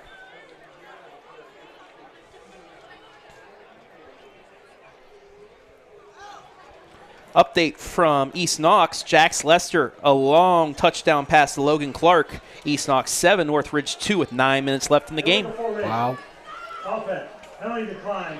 1st down. They'll decline the illegal formation, and with 5 seconds left, we'll have our final play barring a penalty of the third quarter. So now all but one team, Fredericktown, leading in the KMAC, and Fredericktown's playing a close game with Highland. We would like to thank the Board of Education for serving in Makes KMAC Trav really happy. We'd also like to thank the community and the Board of Education, the athletic boosters, for the nice facility, field house that we have there on the south end tonight. Ball's on the ground, and Fricke will just pick it up for a loss of 1, and that will end quarter number 3. Mount Gilead in control of this one. They're 1 quarter away from being 1-0.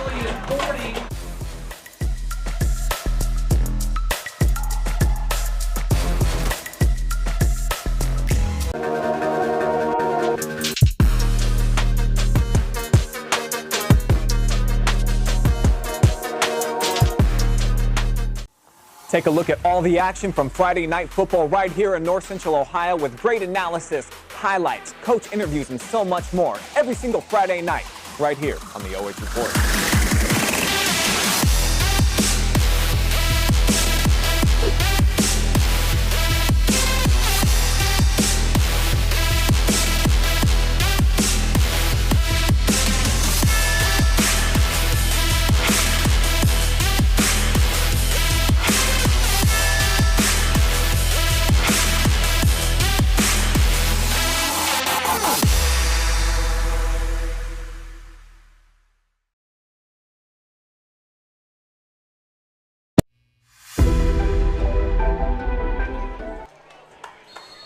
Quick return here in the fourth quarter. We'll show it to you right here.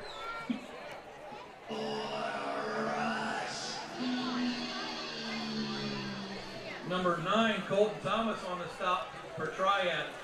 7-yard gain. Would Jess Trainer please report to the press box? Jess Trainer to the press box. So they got 8 yards after the 2nd and 11. Brings up 3rd and short.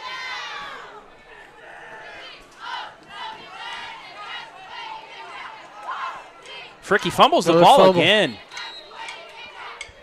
And a flag. Fumbled snap. Fricke hops on the ball. Do we change centers or something?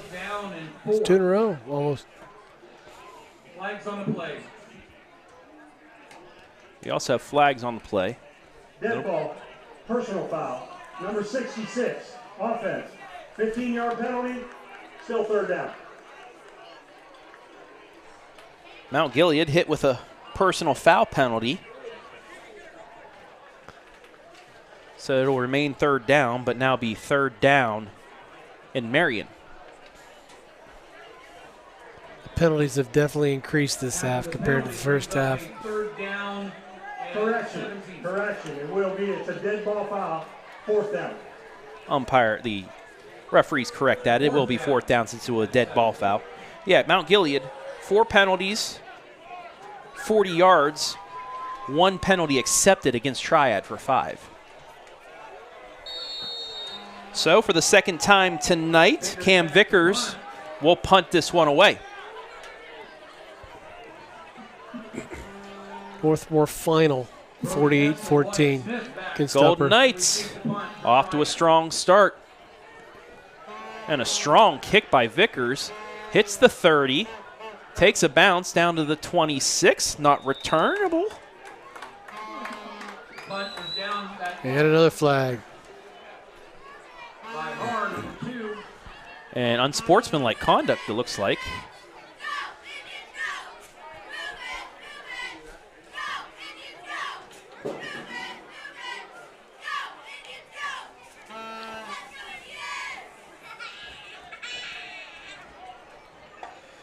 So what's this call? Looks like unsportsmanlike against Triad. Maybe things getting a little chippy. A little chippy, yeah. They get a little frustrated. Receiving team. Said something, and the official was standing right there. I heard him say it. Worst place to do it. Yeah. He was only 2 feet away. We still don't have a winner for the 50-50 tonight. So it's officially a 12-yard penalty. Correction, we do.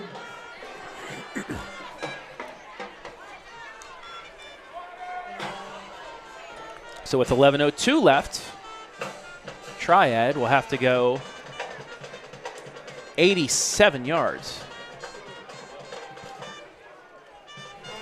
We do have a winner. We're just making negotiations up here in the press box.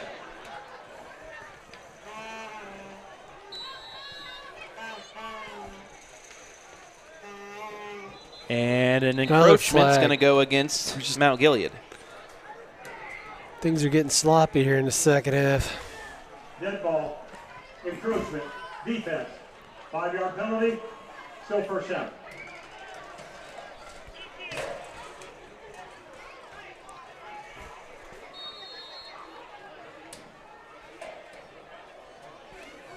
Quick pitch right side and Nice taken down in the backfield.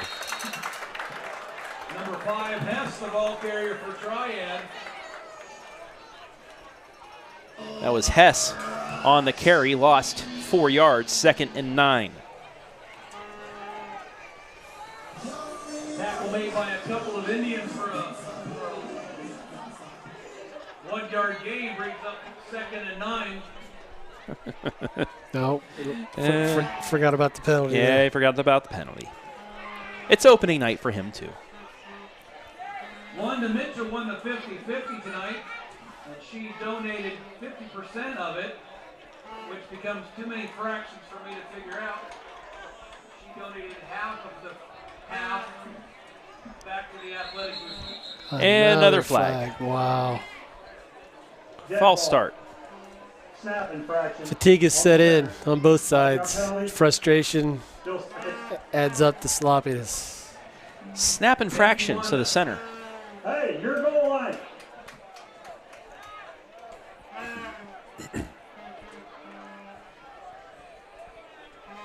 So ready to go once again. Snap back. He's going to keep it, and he's going to get hit in the backfield.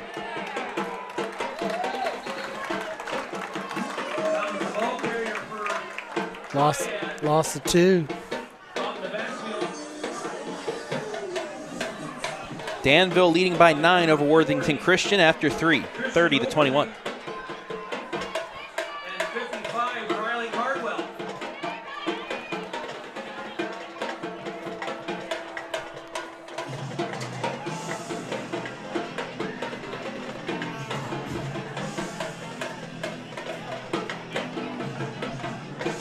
You have to hurry to get this off in time.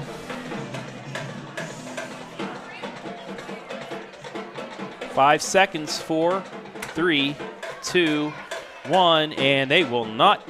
Yes, they will. Deep throw, cross pattern in and out of the hands. It's 4th down. Should have had it. Went with the post pattern. Head inside position. And Smith just unable to bring it in. Thomas's pass is in for number 1, Wyatt Smith. Defending on the play was Mount Gilead's Brent Robson. Brent Robson in on the play to break that up. It's 4th down. Brings up a 4th down and 17. Holtzberry back to kick. Triad returning is number 2, Tyler Hart from Mount Gilead. Kick is away. Taken, muffed, but jumps back on it.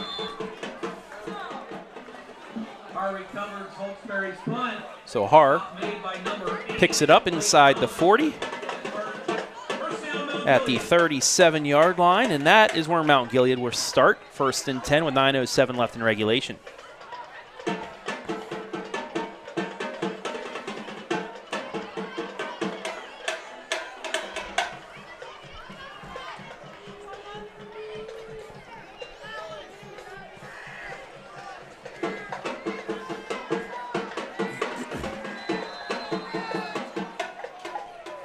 And Mount Gilead is going to take a timeout. I don't think they had enough players in there. That's their first short timeout.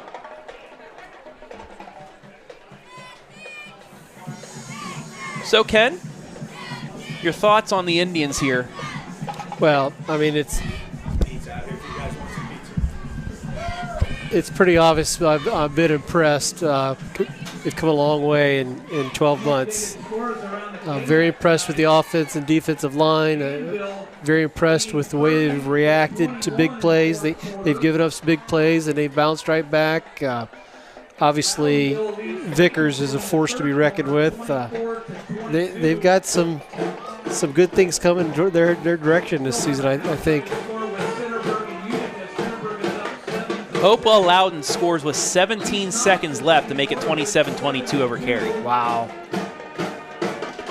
Mansfield Seniors on the board, trailing 14-7 over St. Vincent St. Mary's.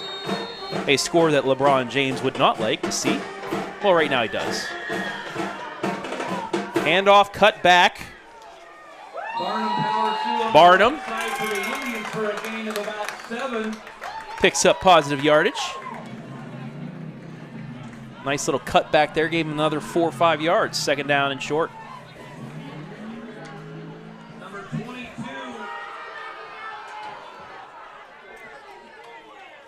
Luke Watkins on the stop for Triad.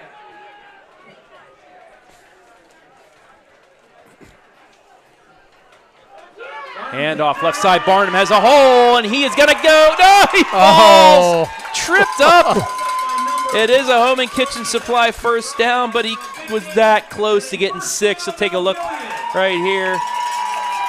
Just got tripped by the 10-yard line. And he knew it. He's so upset. Are you kidding me?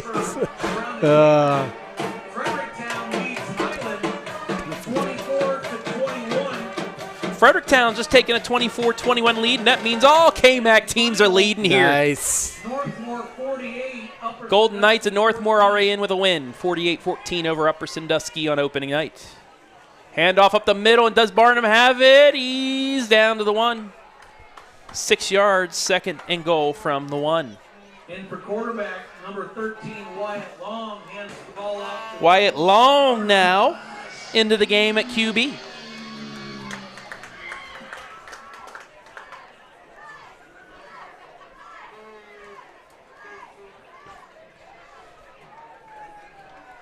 number 9, Colton Thomas, and number 54, Vanderberg on the stop for Triad. Got to give this to Barnum, right? Yeah, I mean. Give him the touchdown. Kept it. Can he keep it? And Wyatt Long instead keeps it himself. Yep. Touchdown, Wyatt Long. 46-12.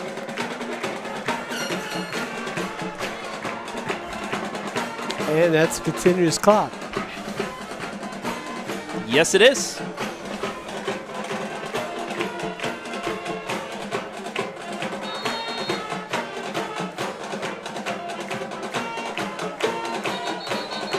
And guess what? Flag's on the play.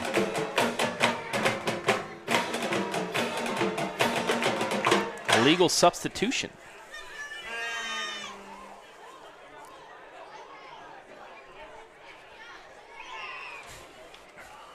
Doesn't matter for the clock, though. It will continue to run.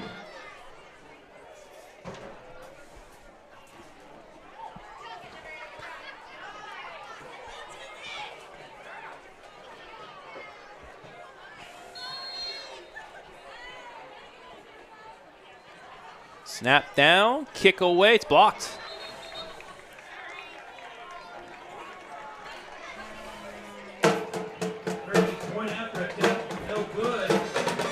That's certainly one area that Mount Gilead needs to work on this week. Their special teams blocking has been struggling a little bit off and on. A lot of blocked kick attempts tonight on both sides. Yeah. On both sides.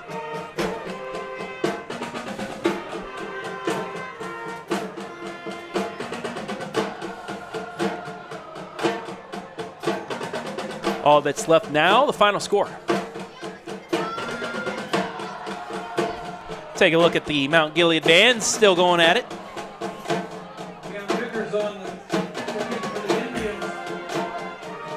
First win on this field.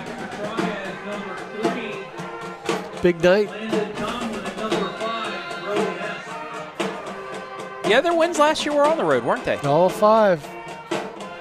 All 3 of them. Or all 3, sorry. At Grove City, at all 3. Triad, at Cardington, yeah. Mount Gilead's first win on the 7th fairway at Augusta. By number 13, Wyatt Long for Mount Gilead. First down, Triad. Or better known as our new name. Oh, yes. Yes, the Bears Den. The Bears. The Bears Den.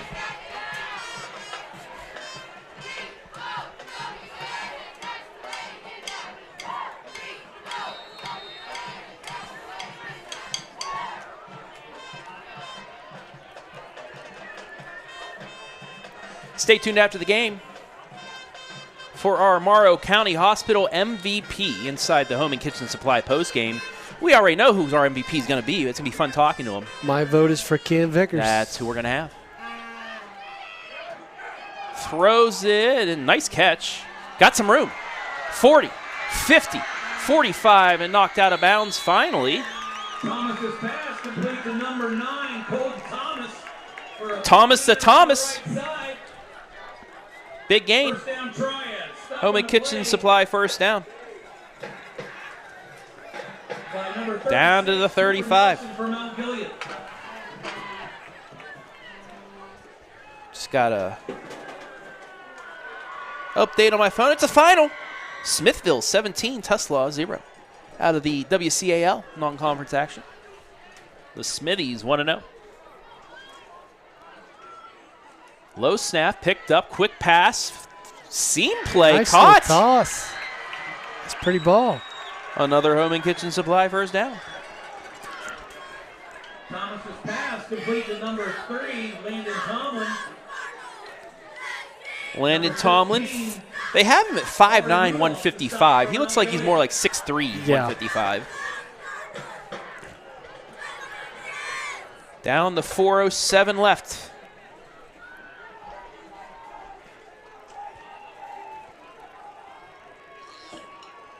Low snap again, gets it. Looking to pass, getting rushed out of the pocket. Has a man open in the end zone, but he can't let it go. And he'll get taken down at the 20. Give him a gain of 4. It's second down. Clock continues to run. Grant LaRoche. If he was rolling off to his right, he would have had an easy touchdown. Had a man in the end zone, but he needed to square his shoulders going back the other way and was unable to. So smartly, he just kept running. Does get a positive gain.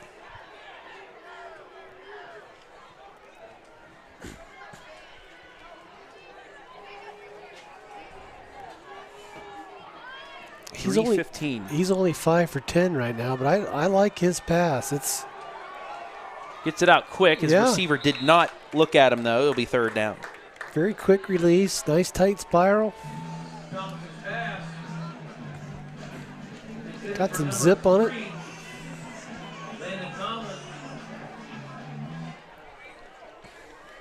Mount Gilead will head to Upper Sandusky next week. And that'll be the first kind of test we'll see. Because if they can put a score up like Northmore did tonight, we'll really see, I mean, on paper, comparable to what we saw. You got one team that's going to have all kinds of confidence. You got another team that's going to be very dejected after tonight's opener. Third down. Throw over the middle. Oh. And the receiver tripped. It's knocked down. It's fourth down. Take a look at the replay. I don't think he was interfered with there. It was just a... Got a flag down. Now we have the flag down. Oh, it's at the line.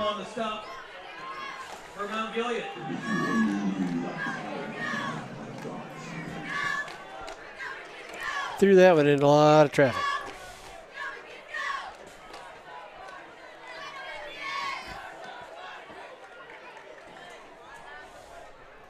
Pointing at Triad.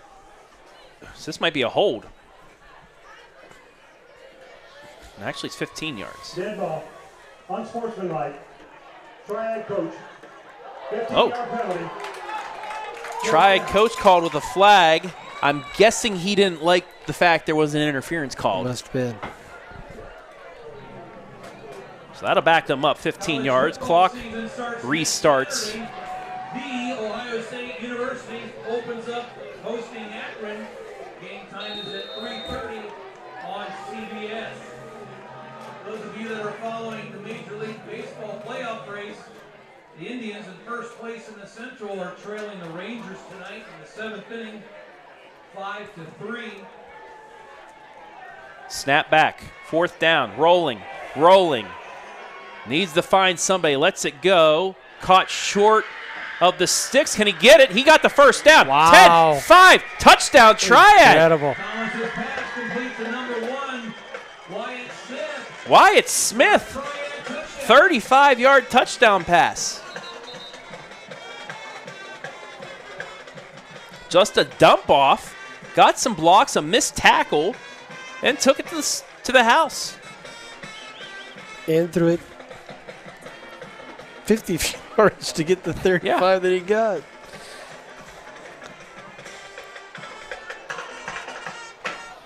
So a little positivity for Triad here in the final seconds of this one.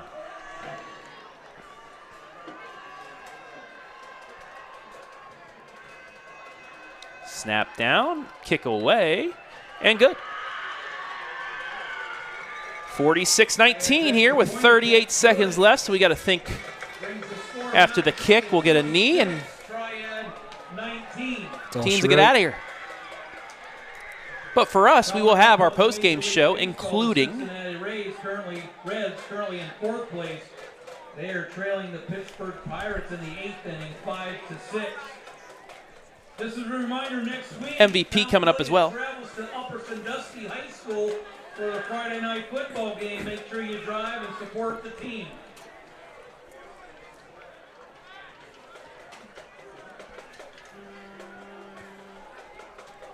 Don't think we'll be seeing an onside attempt here. No.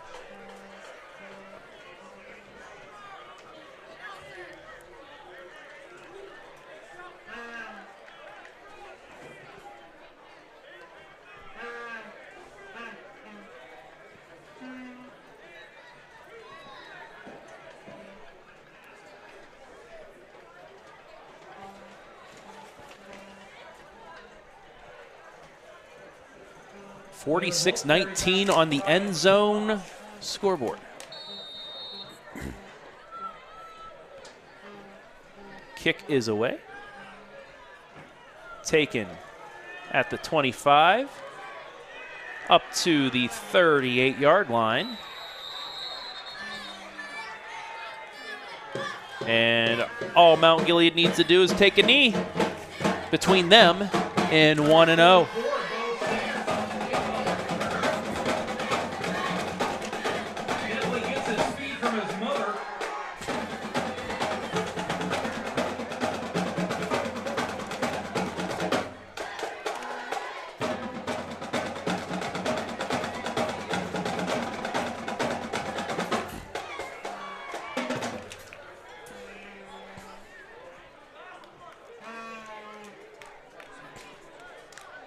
Best formation in all football, Ken.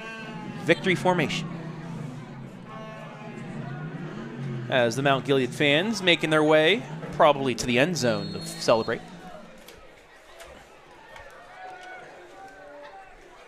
Victory formation for the Indians. Long takes the knee.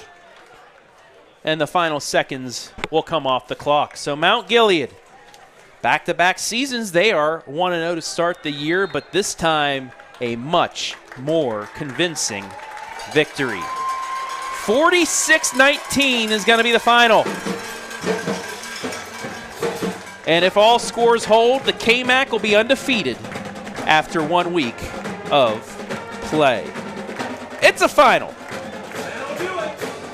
Final score of tonight's game. Mount Gilead 46. We will take a break. When we come back, the Home and Kitchen Supply post-game show, as well as the Morrow County Hospital MVP after the break.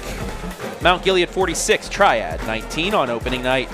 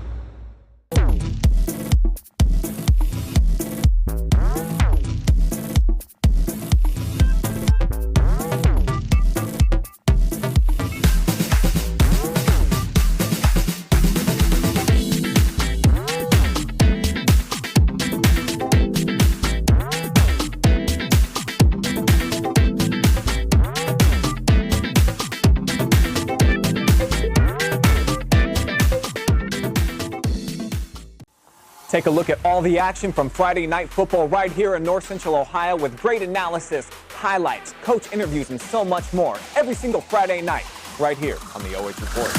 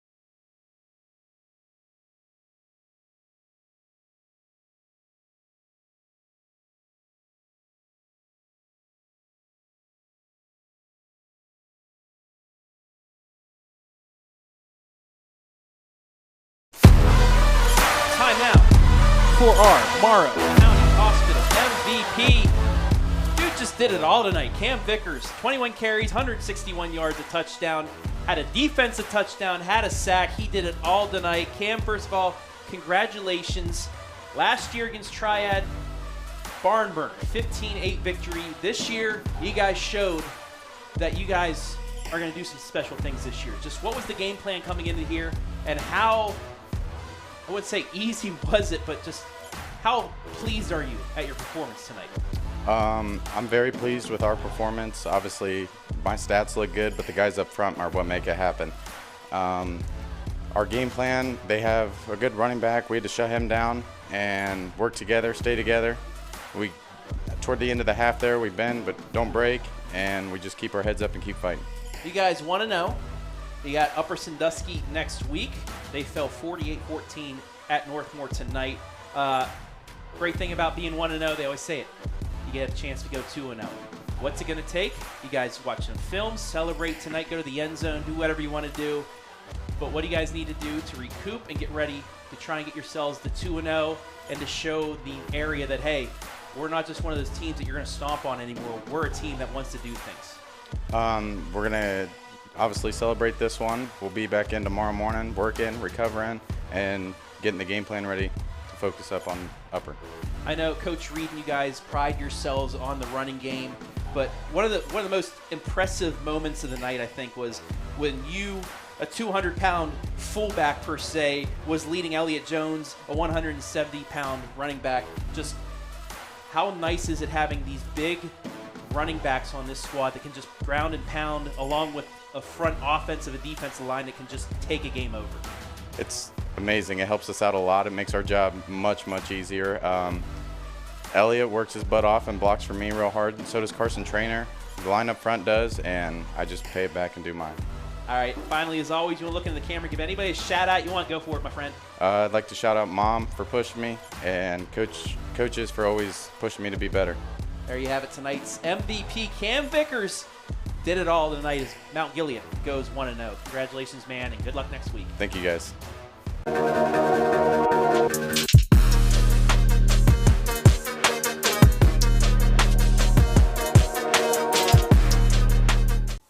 Take a look at all the action from Friday Night Football right here in North Central Ohio with great analysis, highlights, coach interviews, and so much more every single Friday night right here on the OH Report.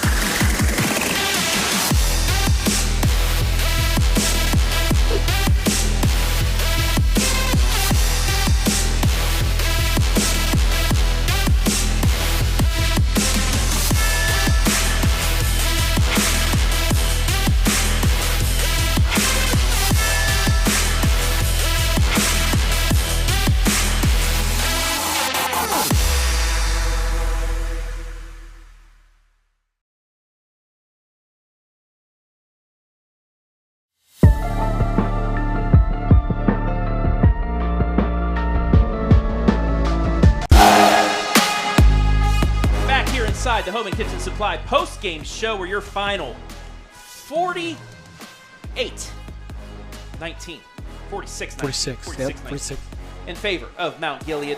Travis Berardi back here with Ken Parrott. Let's get right into the final statistics.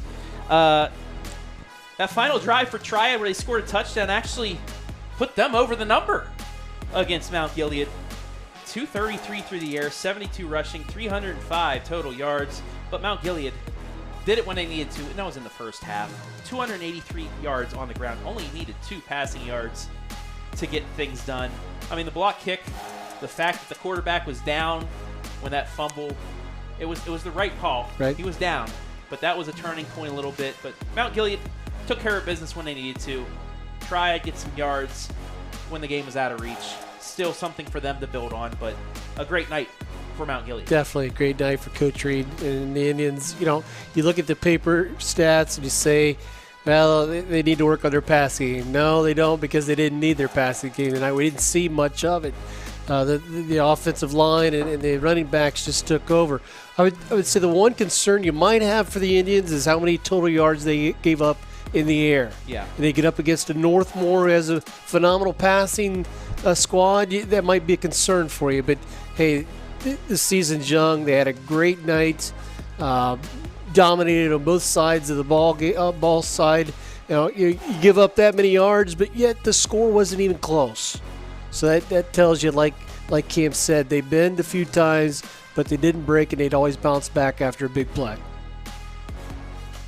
So Mount Gilead, like last year, with a win, but this time more convincing over this Triad squad. And, you look at this score, they put up 2 less points than Northmore, who's the favorite. Danville put up 30. A lot of teams in this came back. East Knox ends up falling by 1 to Northridge. So we're not going to have the sweep, but there's a lot of teams in this conference that have a chance of doing some things, including this Mount Gilead squad, who will travel to Upper Sandusky next Friday night, 7 o'clock. Triad will try and bounce back as they take on Bucyrus at home at 7 o'clock. Any final words, Mr. Parrott? Great start. We're back. Great start to the season. A lot of close games tonight. K-Max looking strong. It's going to be a fun fall. All right, so just kicking off the fastest 10 weeks of the year. But hey, we're not done with tonight. In about an hour 45 minutes, it will be episode 1 of season number 4, the Friday Night Pigskin. Live and free, 11:30 on our main YouTube and Facebook channel. But let's get out of here. I want to thank everybody that helped make things possible tonight. Ken Parrott, as always, on color commentary. Brandon Powell as well with his camera expertise out there. I want to thank our sponsors, the Endzone Bar and Grill, our scoreboard sponsor, Morrow County Hospital, our MVP sponsor, Home and Kitchen Supply, our pregame, postgame, and first down sponsor, North Central State College, our instant replay sponsor. I want to thank Jack Balt and the athletic department right here at Mount Gilead High School for allowing us to be here tonight, as well as the OHSAA for allowing us to stream these games to you live and free. Mount Gilead 1-0 on the season. They knock off Triad 46-19. For Ken Parrott, Brandon Pyle, I'm Travis Berardi saying so long from Mount Gilead.